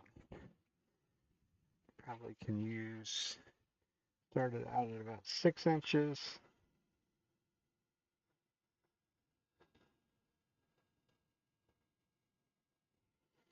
So if we leave that as our foot,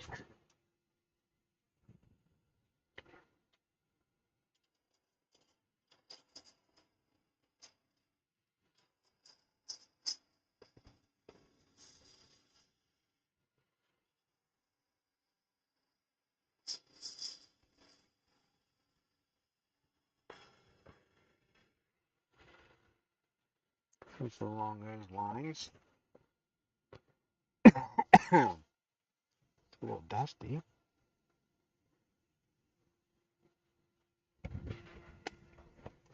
And of course, we still don't have it round. Now it's going to be the adventure of see what we can do when we get up to this epoxy.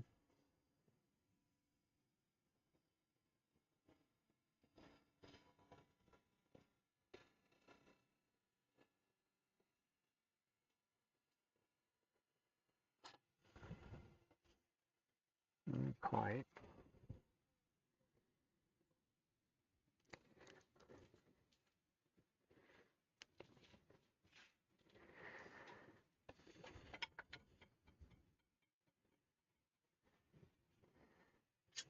Try one other thing before we go chipping things away.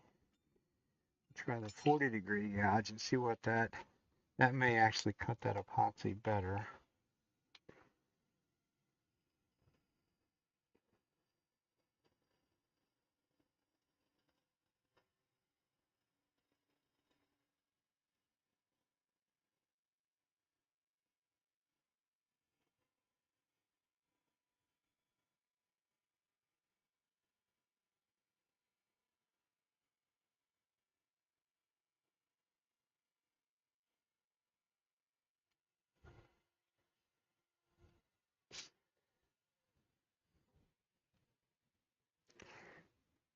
Yeah, it's not chipping it. That's a plus.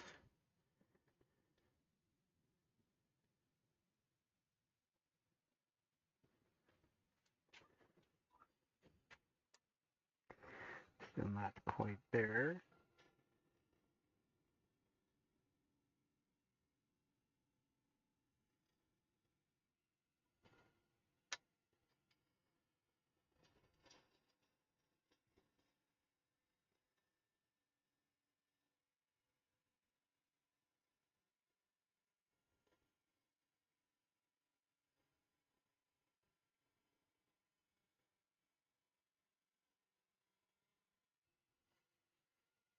And somehow I don't think I want to make a very deep cut.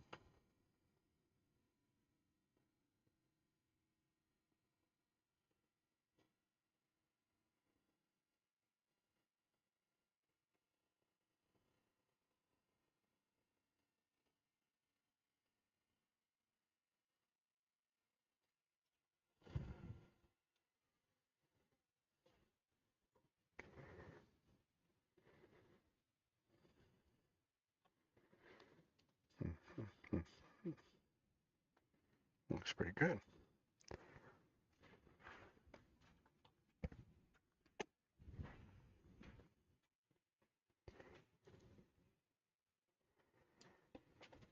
Okay, so we're back here and pick up that cut again.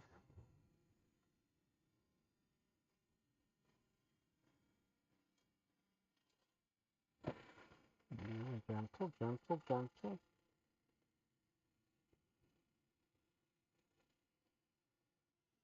Sounded like it chipped it.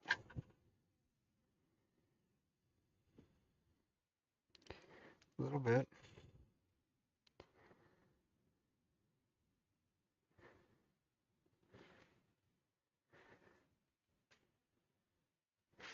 I think we can fix that easy enough because we know that it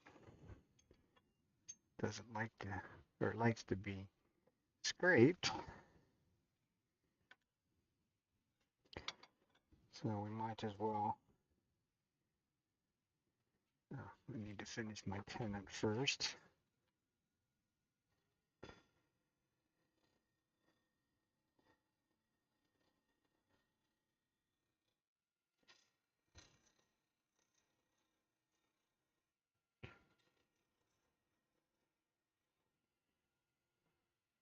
Okay, what will become the foot.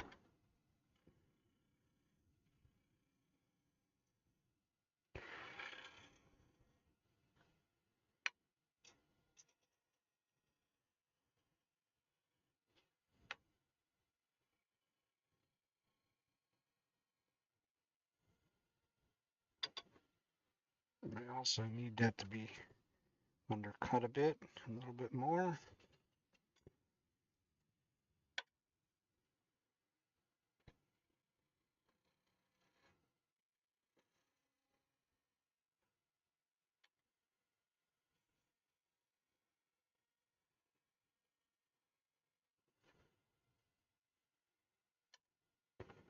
Give it a little detail.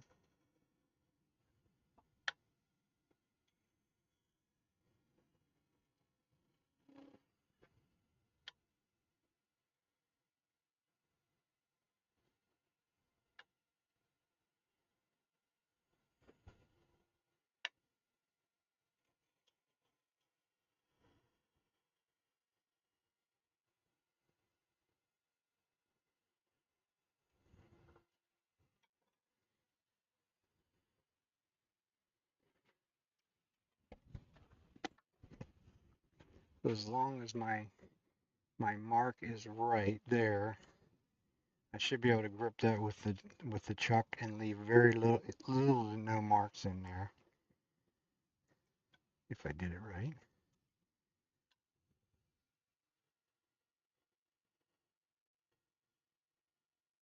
So we'll just smooth everything up.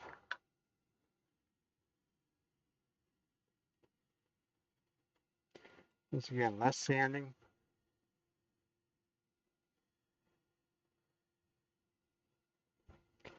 And just keep wandering our way to the top and see what it does up there with the scraper. It, sh it should do okay.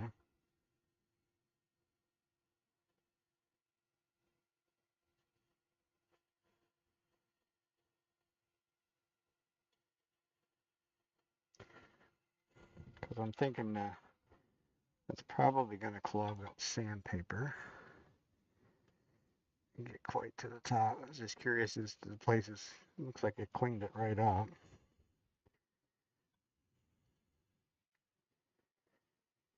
So that's kind of a pleasant surprise.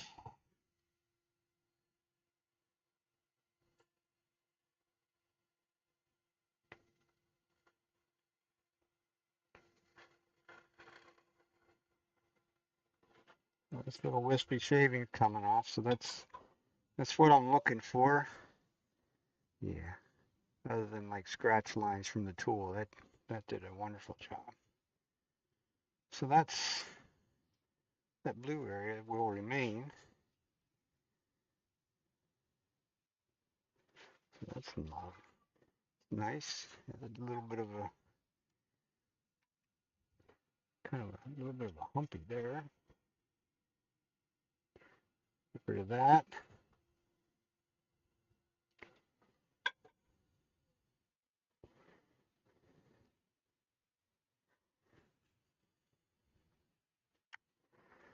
I guess the real question is, do we want to try and might just up and sand that while I'm here.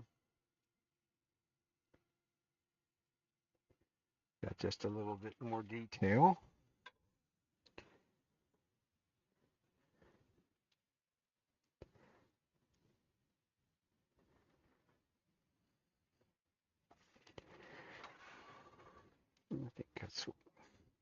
I guess what I'll do. I think I'll just up and sand that a little bit. I'm really curious as to what the epoxy part's gonna sand like. See whether it's gonna clog the sandpaper right up.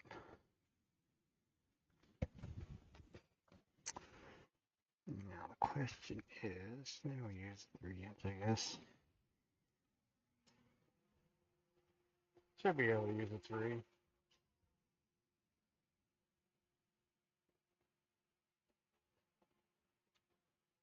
I normally start with 120. I think I'm gonna go up. I'm gonna start with 150. Go in reverse. Bring the speed down.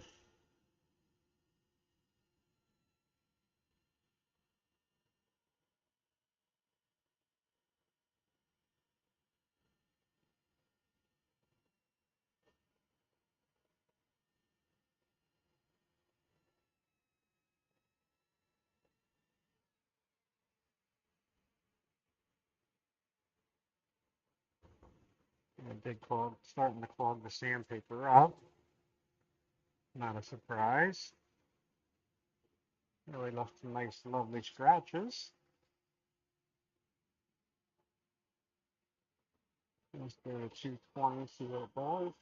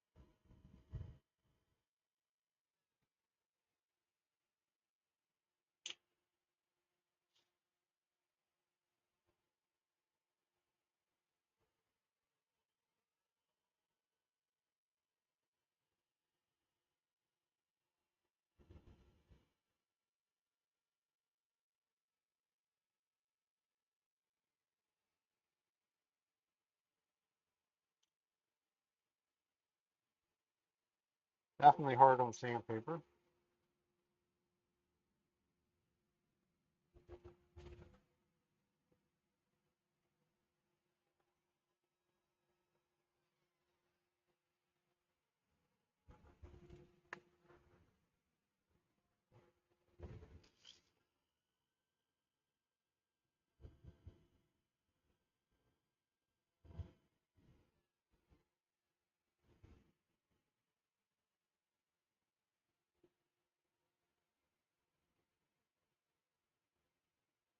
That don't look too bad. I have to do something different as far as finishing goes, I'm sure. I'll probably get the same, sort of the same treatment as what the bottle openers did. And just put some super glue on there. It'll fill in the scratches and then I can sand. I can probably just do the whole thing with the 3460. I'll put multiple. I gotta finish sanding down there though. I don't need to do that right at the moment. We're still in the exploration mode, so.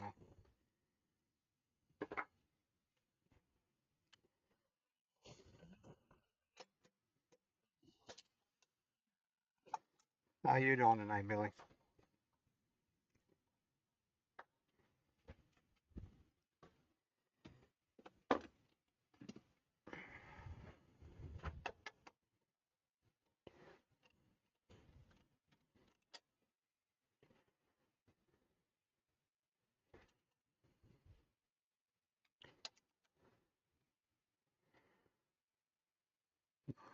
Then it could have been just a shade bit smaller. It's gonna leave marks, but that's okay. I can get them out easy enough.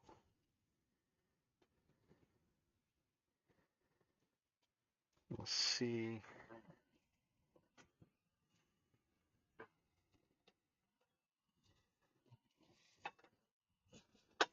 Not too bad. With the week in down in Georgia for the week wasn't quite. Well, it wasn't quite what we had hoped for, but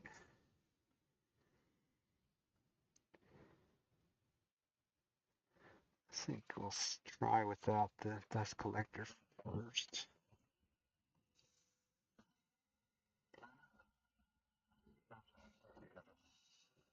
I don't do them off center. Some of them look kind of neat, but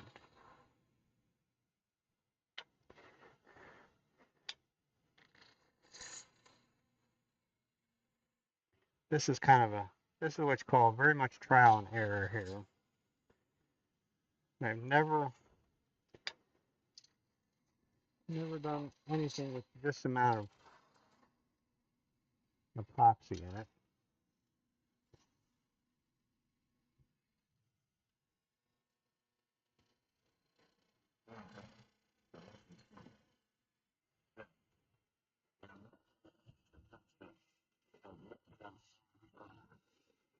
That's all you can do is try, but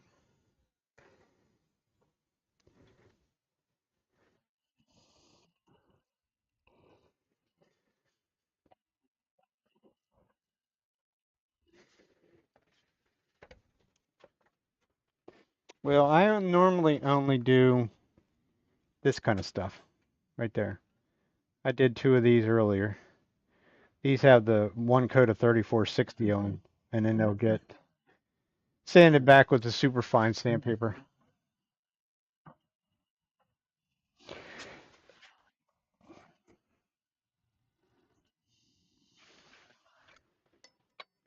That is the problem with the resins.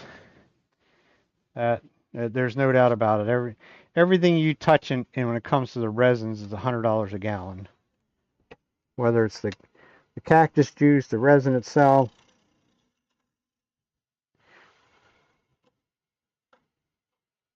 This is actually some of the deep pour epoxy. This is the first I've ever done anything with that.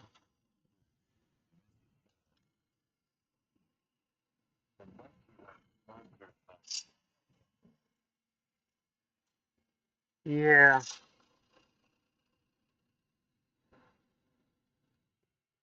no, I don't have any such things as that, so this is just pretty much out of my pocket.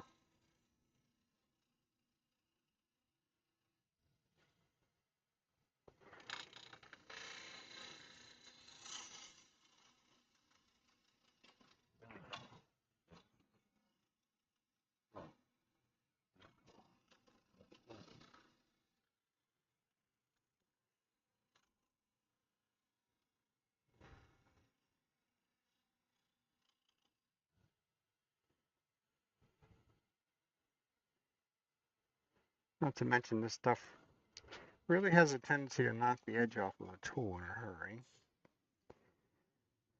Guess I should really establish where the rim's going to be.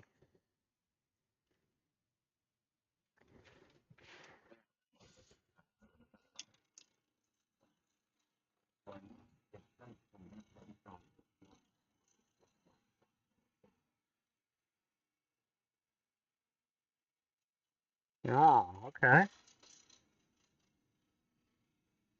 All corn cobs?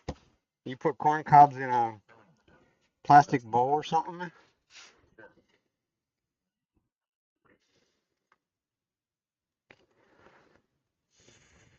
Yeah, but it's chipping it.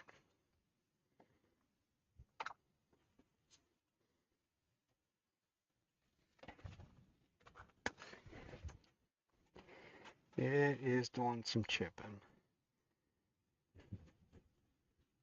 I did get something I will be playing more with the resin on our adventures. There it is. Um, got some really big pine cones.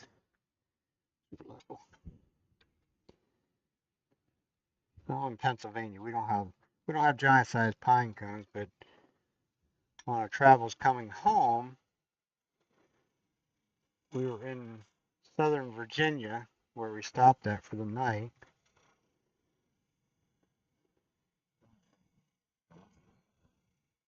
And they had to,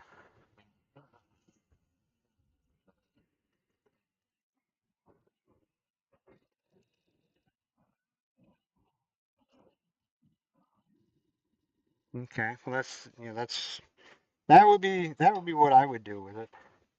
Let me get you one of these pine cones. That's kind of what I'm going to do with these pine cones too. I think I brought them down. Maybe I didn't.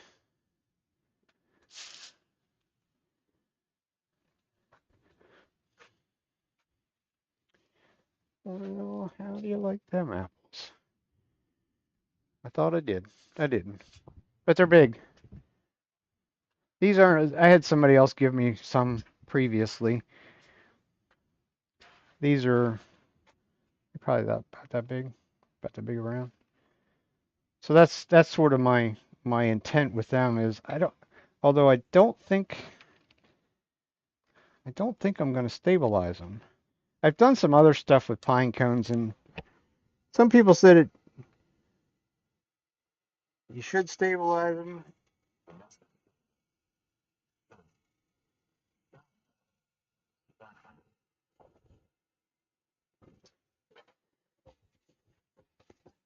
This is the other part I hate about resin. You just wear it. Okay, so I have that cleaned up. Now let's try.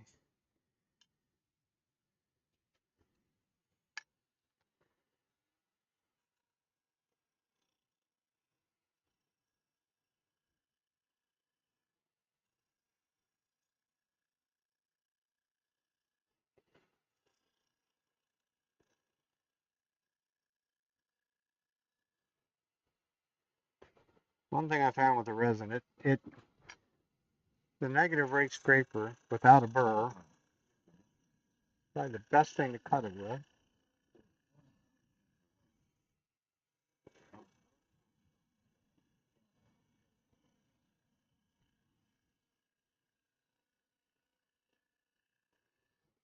I'm trying to think what I did with the. Oh, I think I actually did a pen with, or a couple pens with the corn cobs. Anymore around here, it's actually hard to find corn cobs that are like a full length corn cob, put it that way.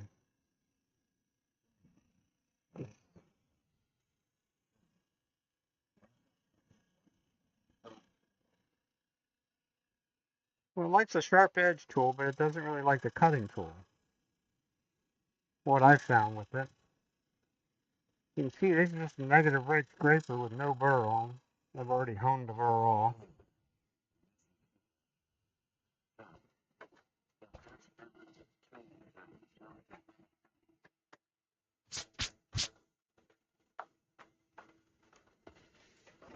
This shit's messy though. It sticks to everything.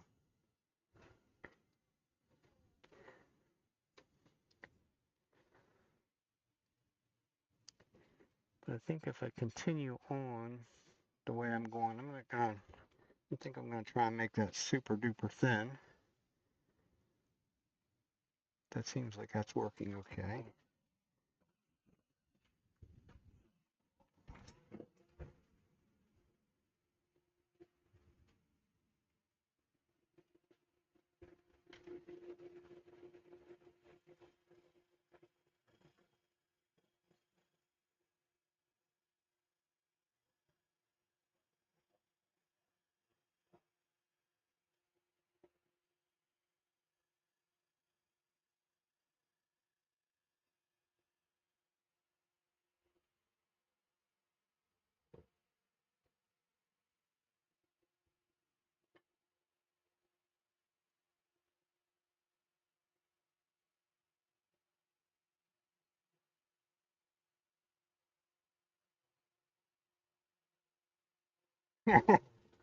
Yeah, tell me about it.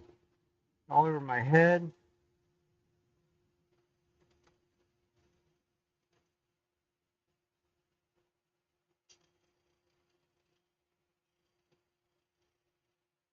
I think we'll leave that more along about 3/8 of an inch.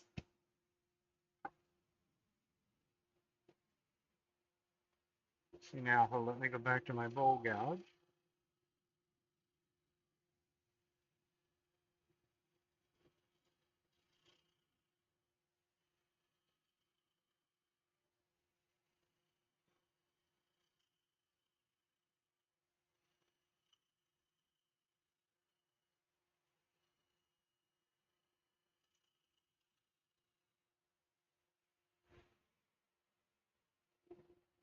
I'm just about through the resin.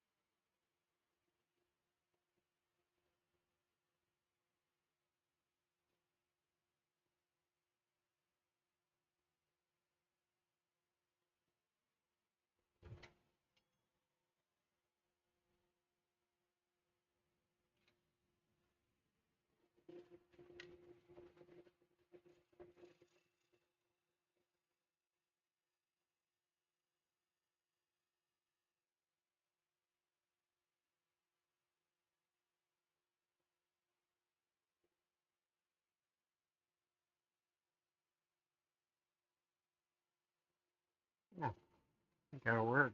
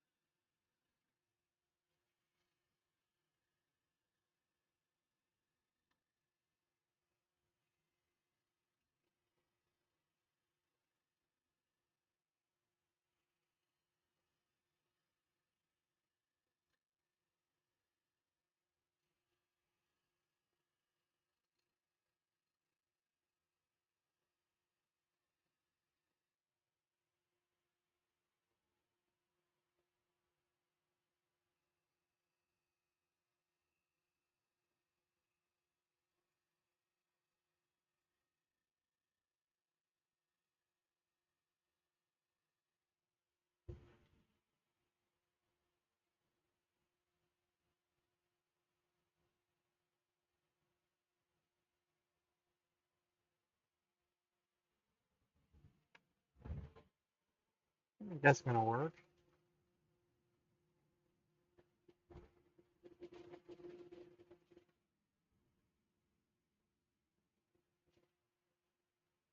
Billy, were you the one on that Wednesday night that I did the demonstration on the grain filling stuff? Were you the one that was asking about the stuff that's used more so in the card making?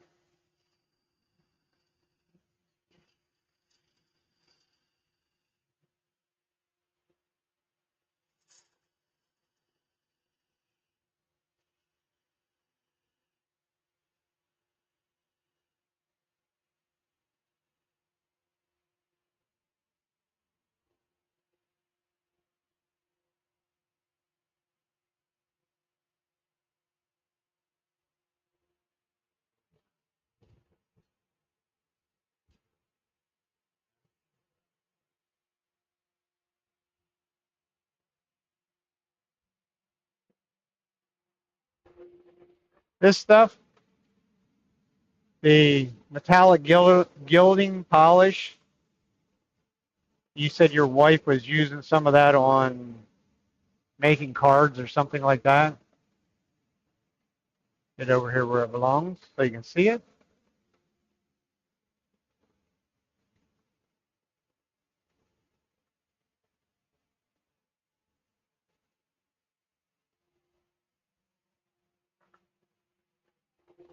At any rate, it doesn't work. It dries like instantly. I'm gonna go sharpen this bowl gouge quick. I'll be right back.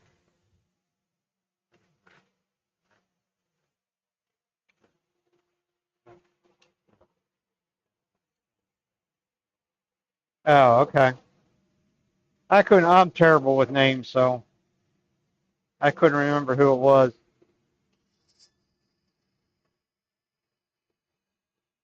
That stuff dries instantly, so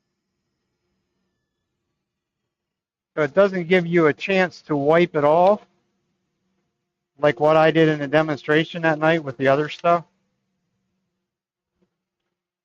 It just, like I say, it like dried instantly. And I only did like a little small section on a piece, and I ended up using a Scotch Brite pad to take it back off.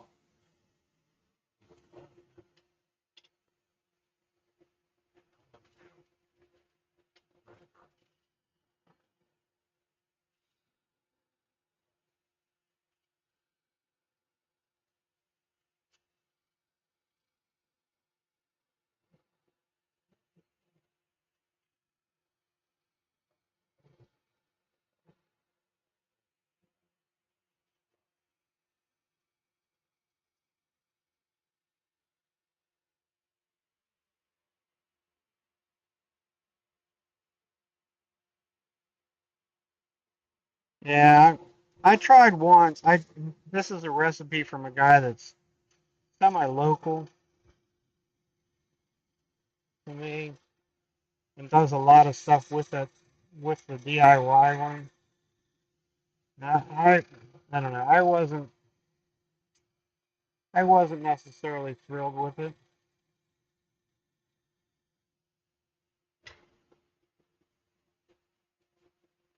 I mean, it worked, but it didn't quite work the way I wanted it to.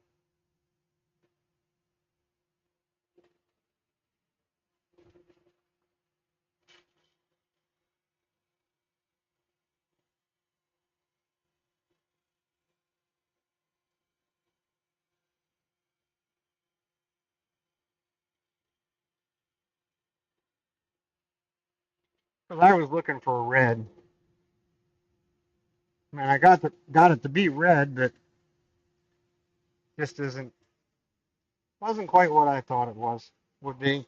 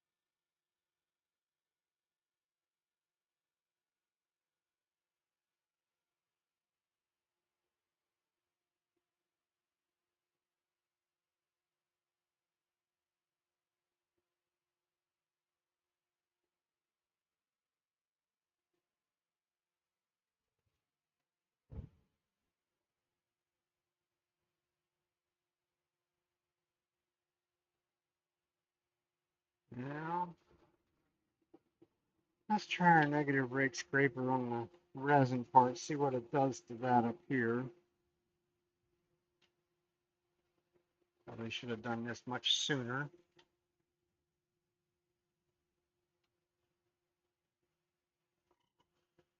Hopefully.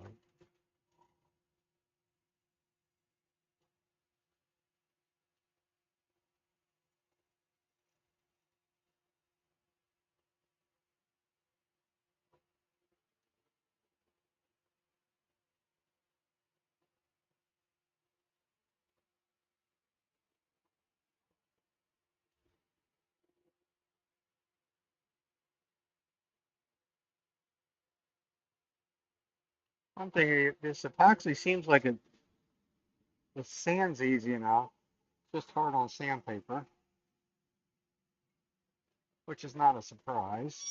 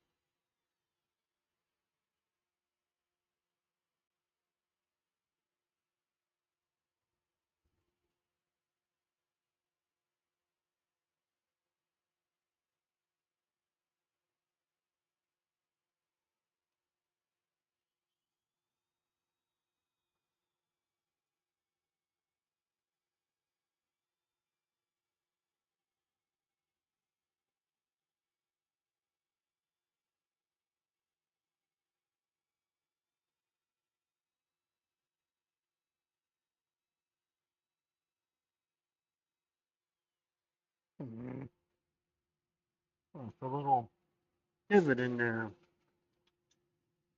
Not what I wanted it to do.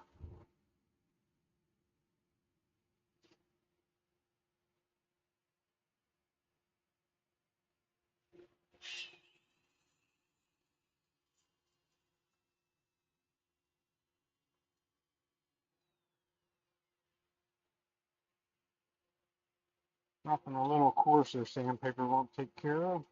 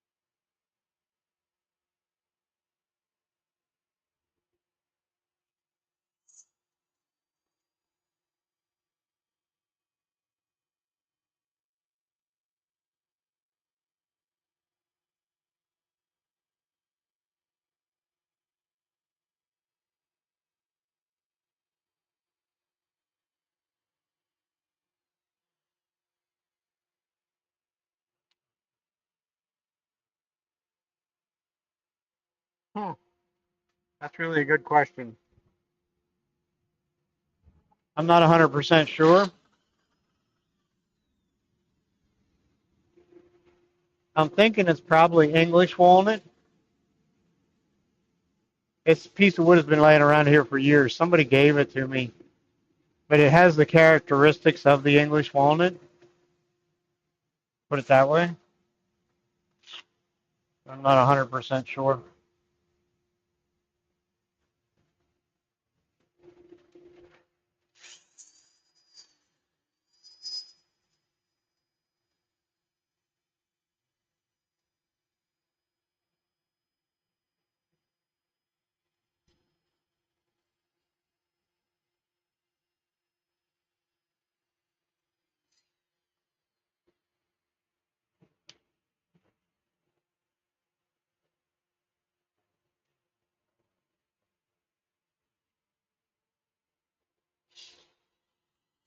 Yeah, my guess would be the English walnut.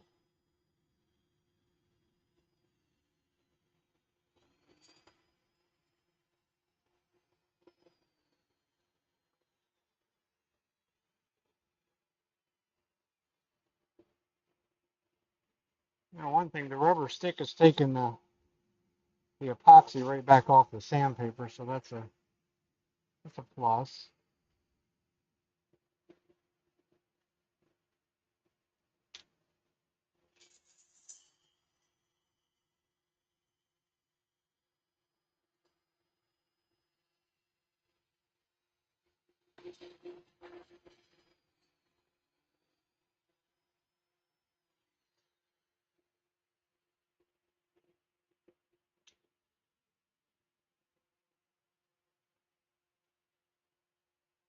It still leaves very deep scratches in the epoxy.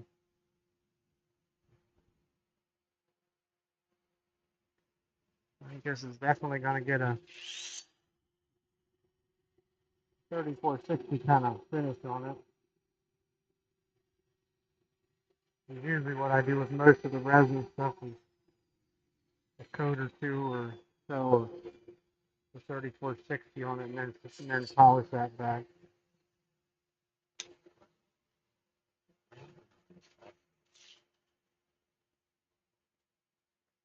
Yeah, I don't know. Well, I know why I left it sit around because it had this big void in it. It's a small piece, so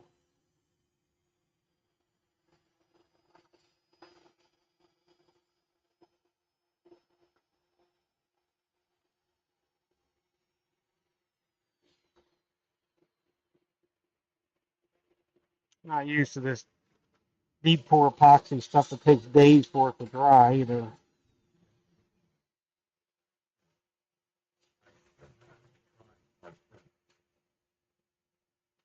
You don't know what you're missing.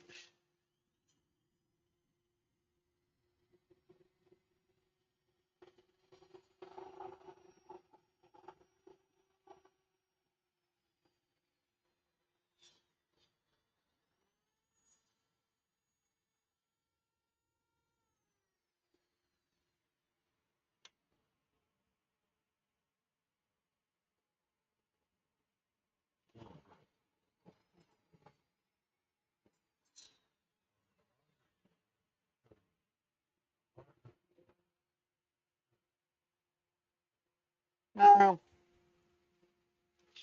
yes and no. I don't. I mean, I don't. A lot of people say that. I've never really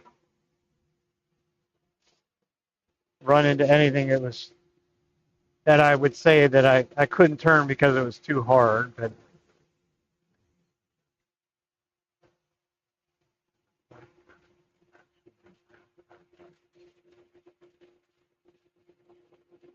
no, I don't have any car. I don't use carbide, so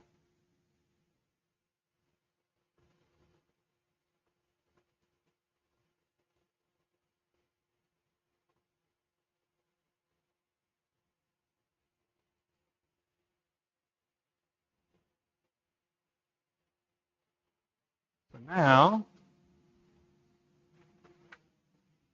I'll also try the inside as far as finishing this stuff.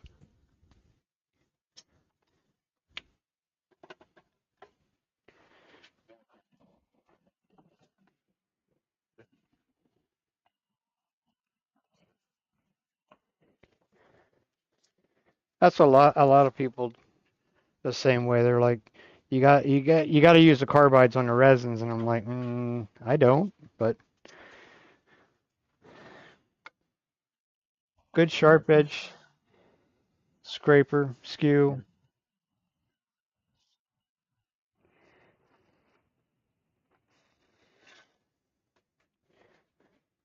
Yes, mine as well. I don't, like I said, I don't. I have, I think I actually have two carbide tools, both of which are homemade. Somebody at our turning club made them for me years and years ago. They haven't been out of the drawer in years.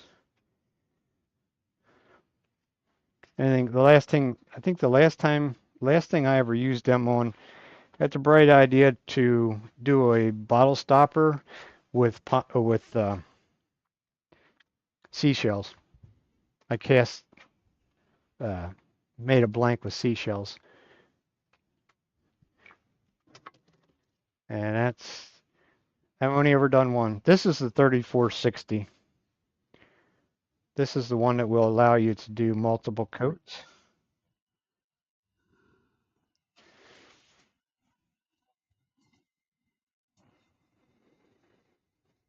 Yes, I have the Jameson system as well as the Trent Bosch system. In the Jameson system, I he taught me into using the little carbide cutter that's made for yeah with Hunter tools. Yep. No, I did one. That was enough. That was a nightmare. Total absolute nightmare as far as I was concerned.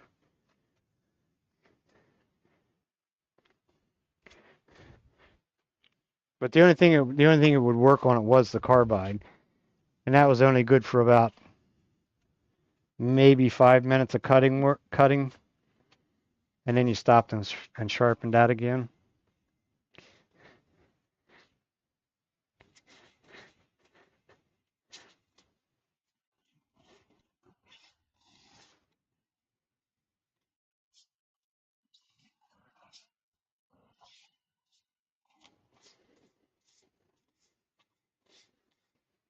Handheld or captured?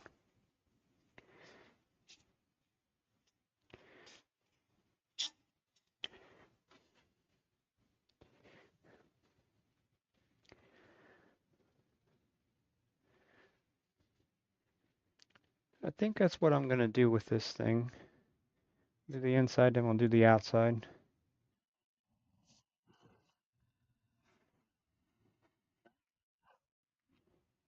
Okay.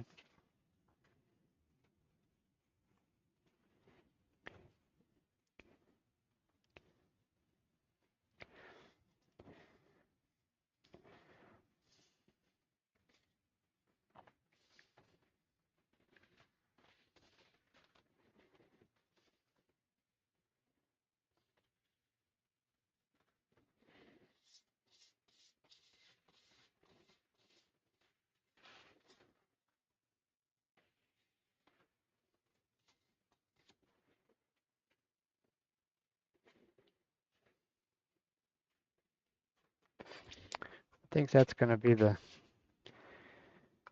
ticket for the resin part, at least anyhow. That'll fill in the scratches, I think. And I'll put a couple coats on, and then I'll sand it back.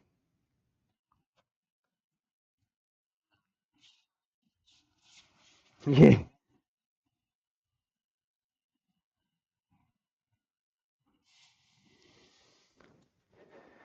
Yeah, I don't. I'll do some small stuff like Christmas ornaments or something like that by hand, but other than that, no. Like you, that's just when you get to you get it down to a point where you're getting close to what you want, and next thing you know, you go through the side, and it just, I don't know. I just don't. I guess I don't have the patience for it. Is what it really comes down to.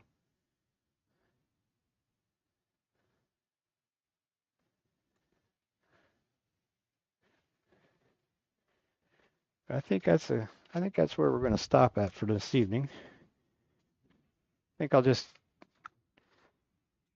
give that a couple more coats, and we'll sort of finish this one like I would a pen, when on the rare occasions that I do a pen. I'll come back through the rest of the week here, and we'll put a couple more coats on there, and then I should be able to wet sand all that, because it really doesn't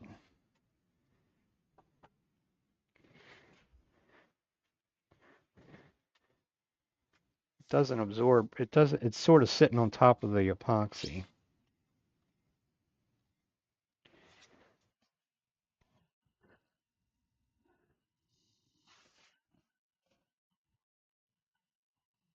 Yeah, it did. I'm kind of surprised that it did. There again, this stuff is meant to be able to soak in,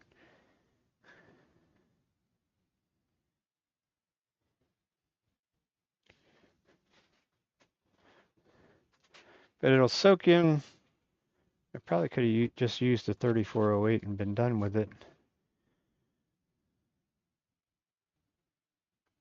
Yeah,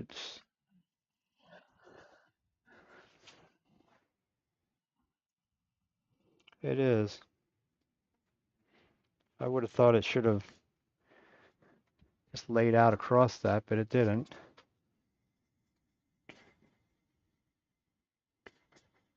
It does sand easy enough. That's the only, it just clogs the sandpaper up, but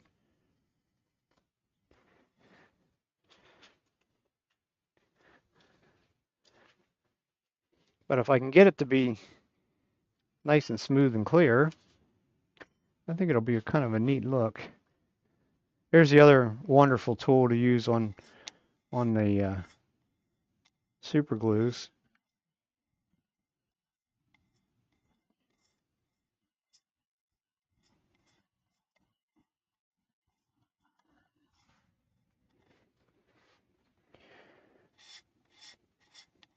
Yeah, I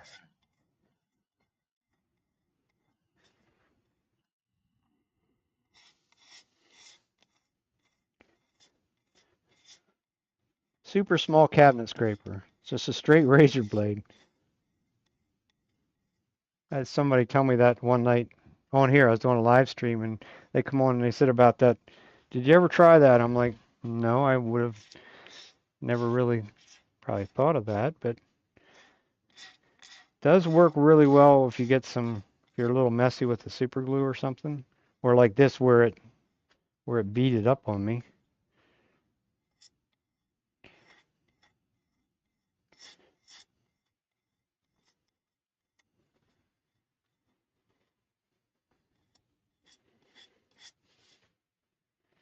Always trial and error.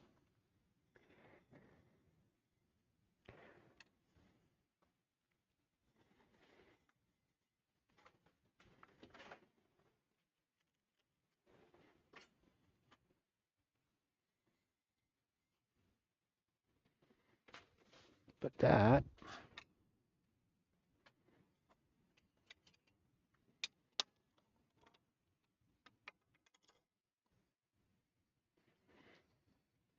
I have to remove the chuck marks eventually.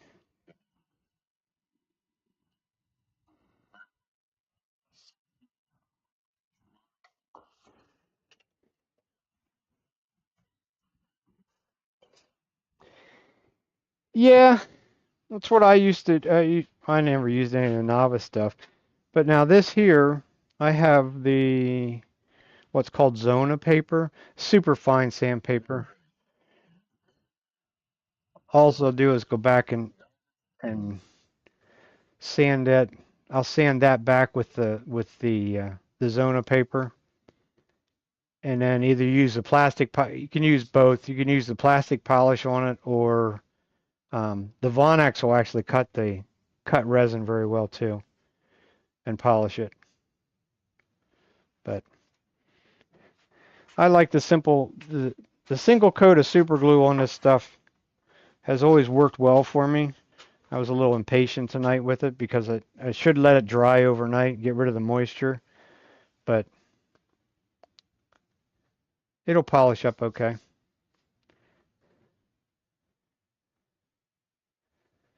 But yeah, you end up with too much time and too much money into this kind of stuff like this to you know I think last year I had them priced at like $25 and a lot of people say, well, that's a little expensive and they're different. That's that's what I liked about them. They were different and it gives you're playing around with some resin. That the bottle openers, that's the Alumilite Clear Slow. That's what I've always used for that the pressure pot. Much easier than this stuff here.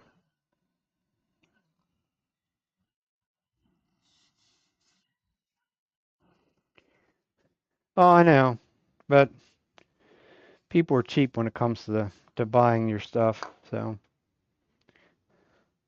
we'll see. See if I can get that finished up this week. Maybe it'll go away or something or other. At any rate, that's going to be it for me tonight. I got to go back to work tomorrow. Terrible.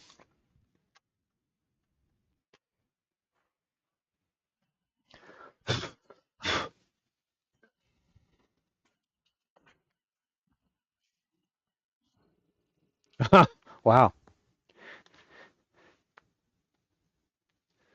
That's pretty good. I wish I could get $50 for them. I have trouble getting 10 or 15 for them.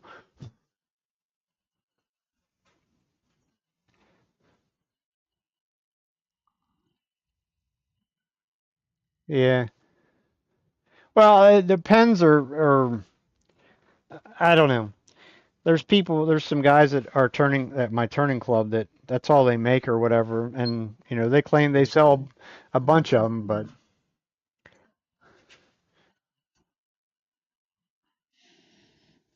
oh hell, yeah, I have maybe a dozen, something like that. I haven't made any pens, and I it would probably be a struggle to find all the stuff right now to make the pens. But yeah, and there again, there was So there was a young fellow at our turning club. He got his son started on making pens, and I was doing some casting and stuff like that. I said, I'll make you a good deal on them. I said, just take them and have fun or whatever. And he's like, they don't sell. I'm like, what do you mean they don't sell? He's like, they don't. He said, I have better luck selling the wooden pens than I do resin ones. I'm like, okay. So I don't know. And I've had people come up to the booth or whatever and see the pens and are like, well, don't you have any that, yeah, a lot of what's left is resin. And they're like, well, no, I want wood. I'm like, okay. But like you say, I'm not a fan of making them, so I just don't bother much with them. So at any rate, I appreciate you coming and hanging out, but like I say, it's time for me to call it a day. And I will be back next Saturday evening.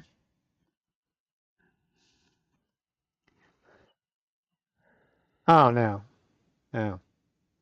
And this will be this craft show that we're gonna do next Saturday. That'll be the that'll be the first that we have ever done a springtime craft show. So I have no I mean I just take everything that I have, but my wife does decorative painting, so she's like, "Well, I don't know what to take." I'm like, "Just take it all." I said, whatever sells sells, what don't. But at any rate, like I say, I'll be back next Saturday. See what we get involved in. See what we sell and have to replenish, but until then, you all have a good week. And we'll end the stream on YouTube. This is being done on YouTube as well as,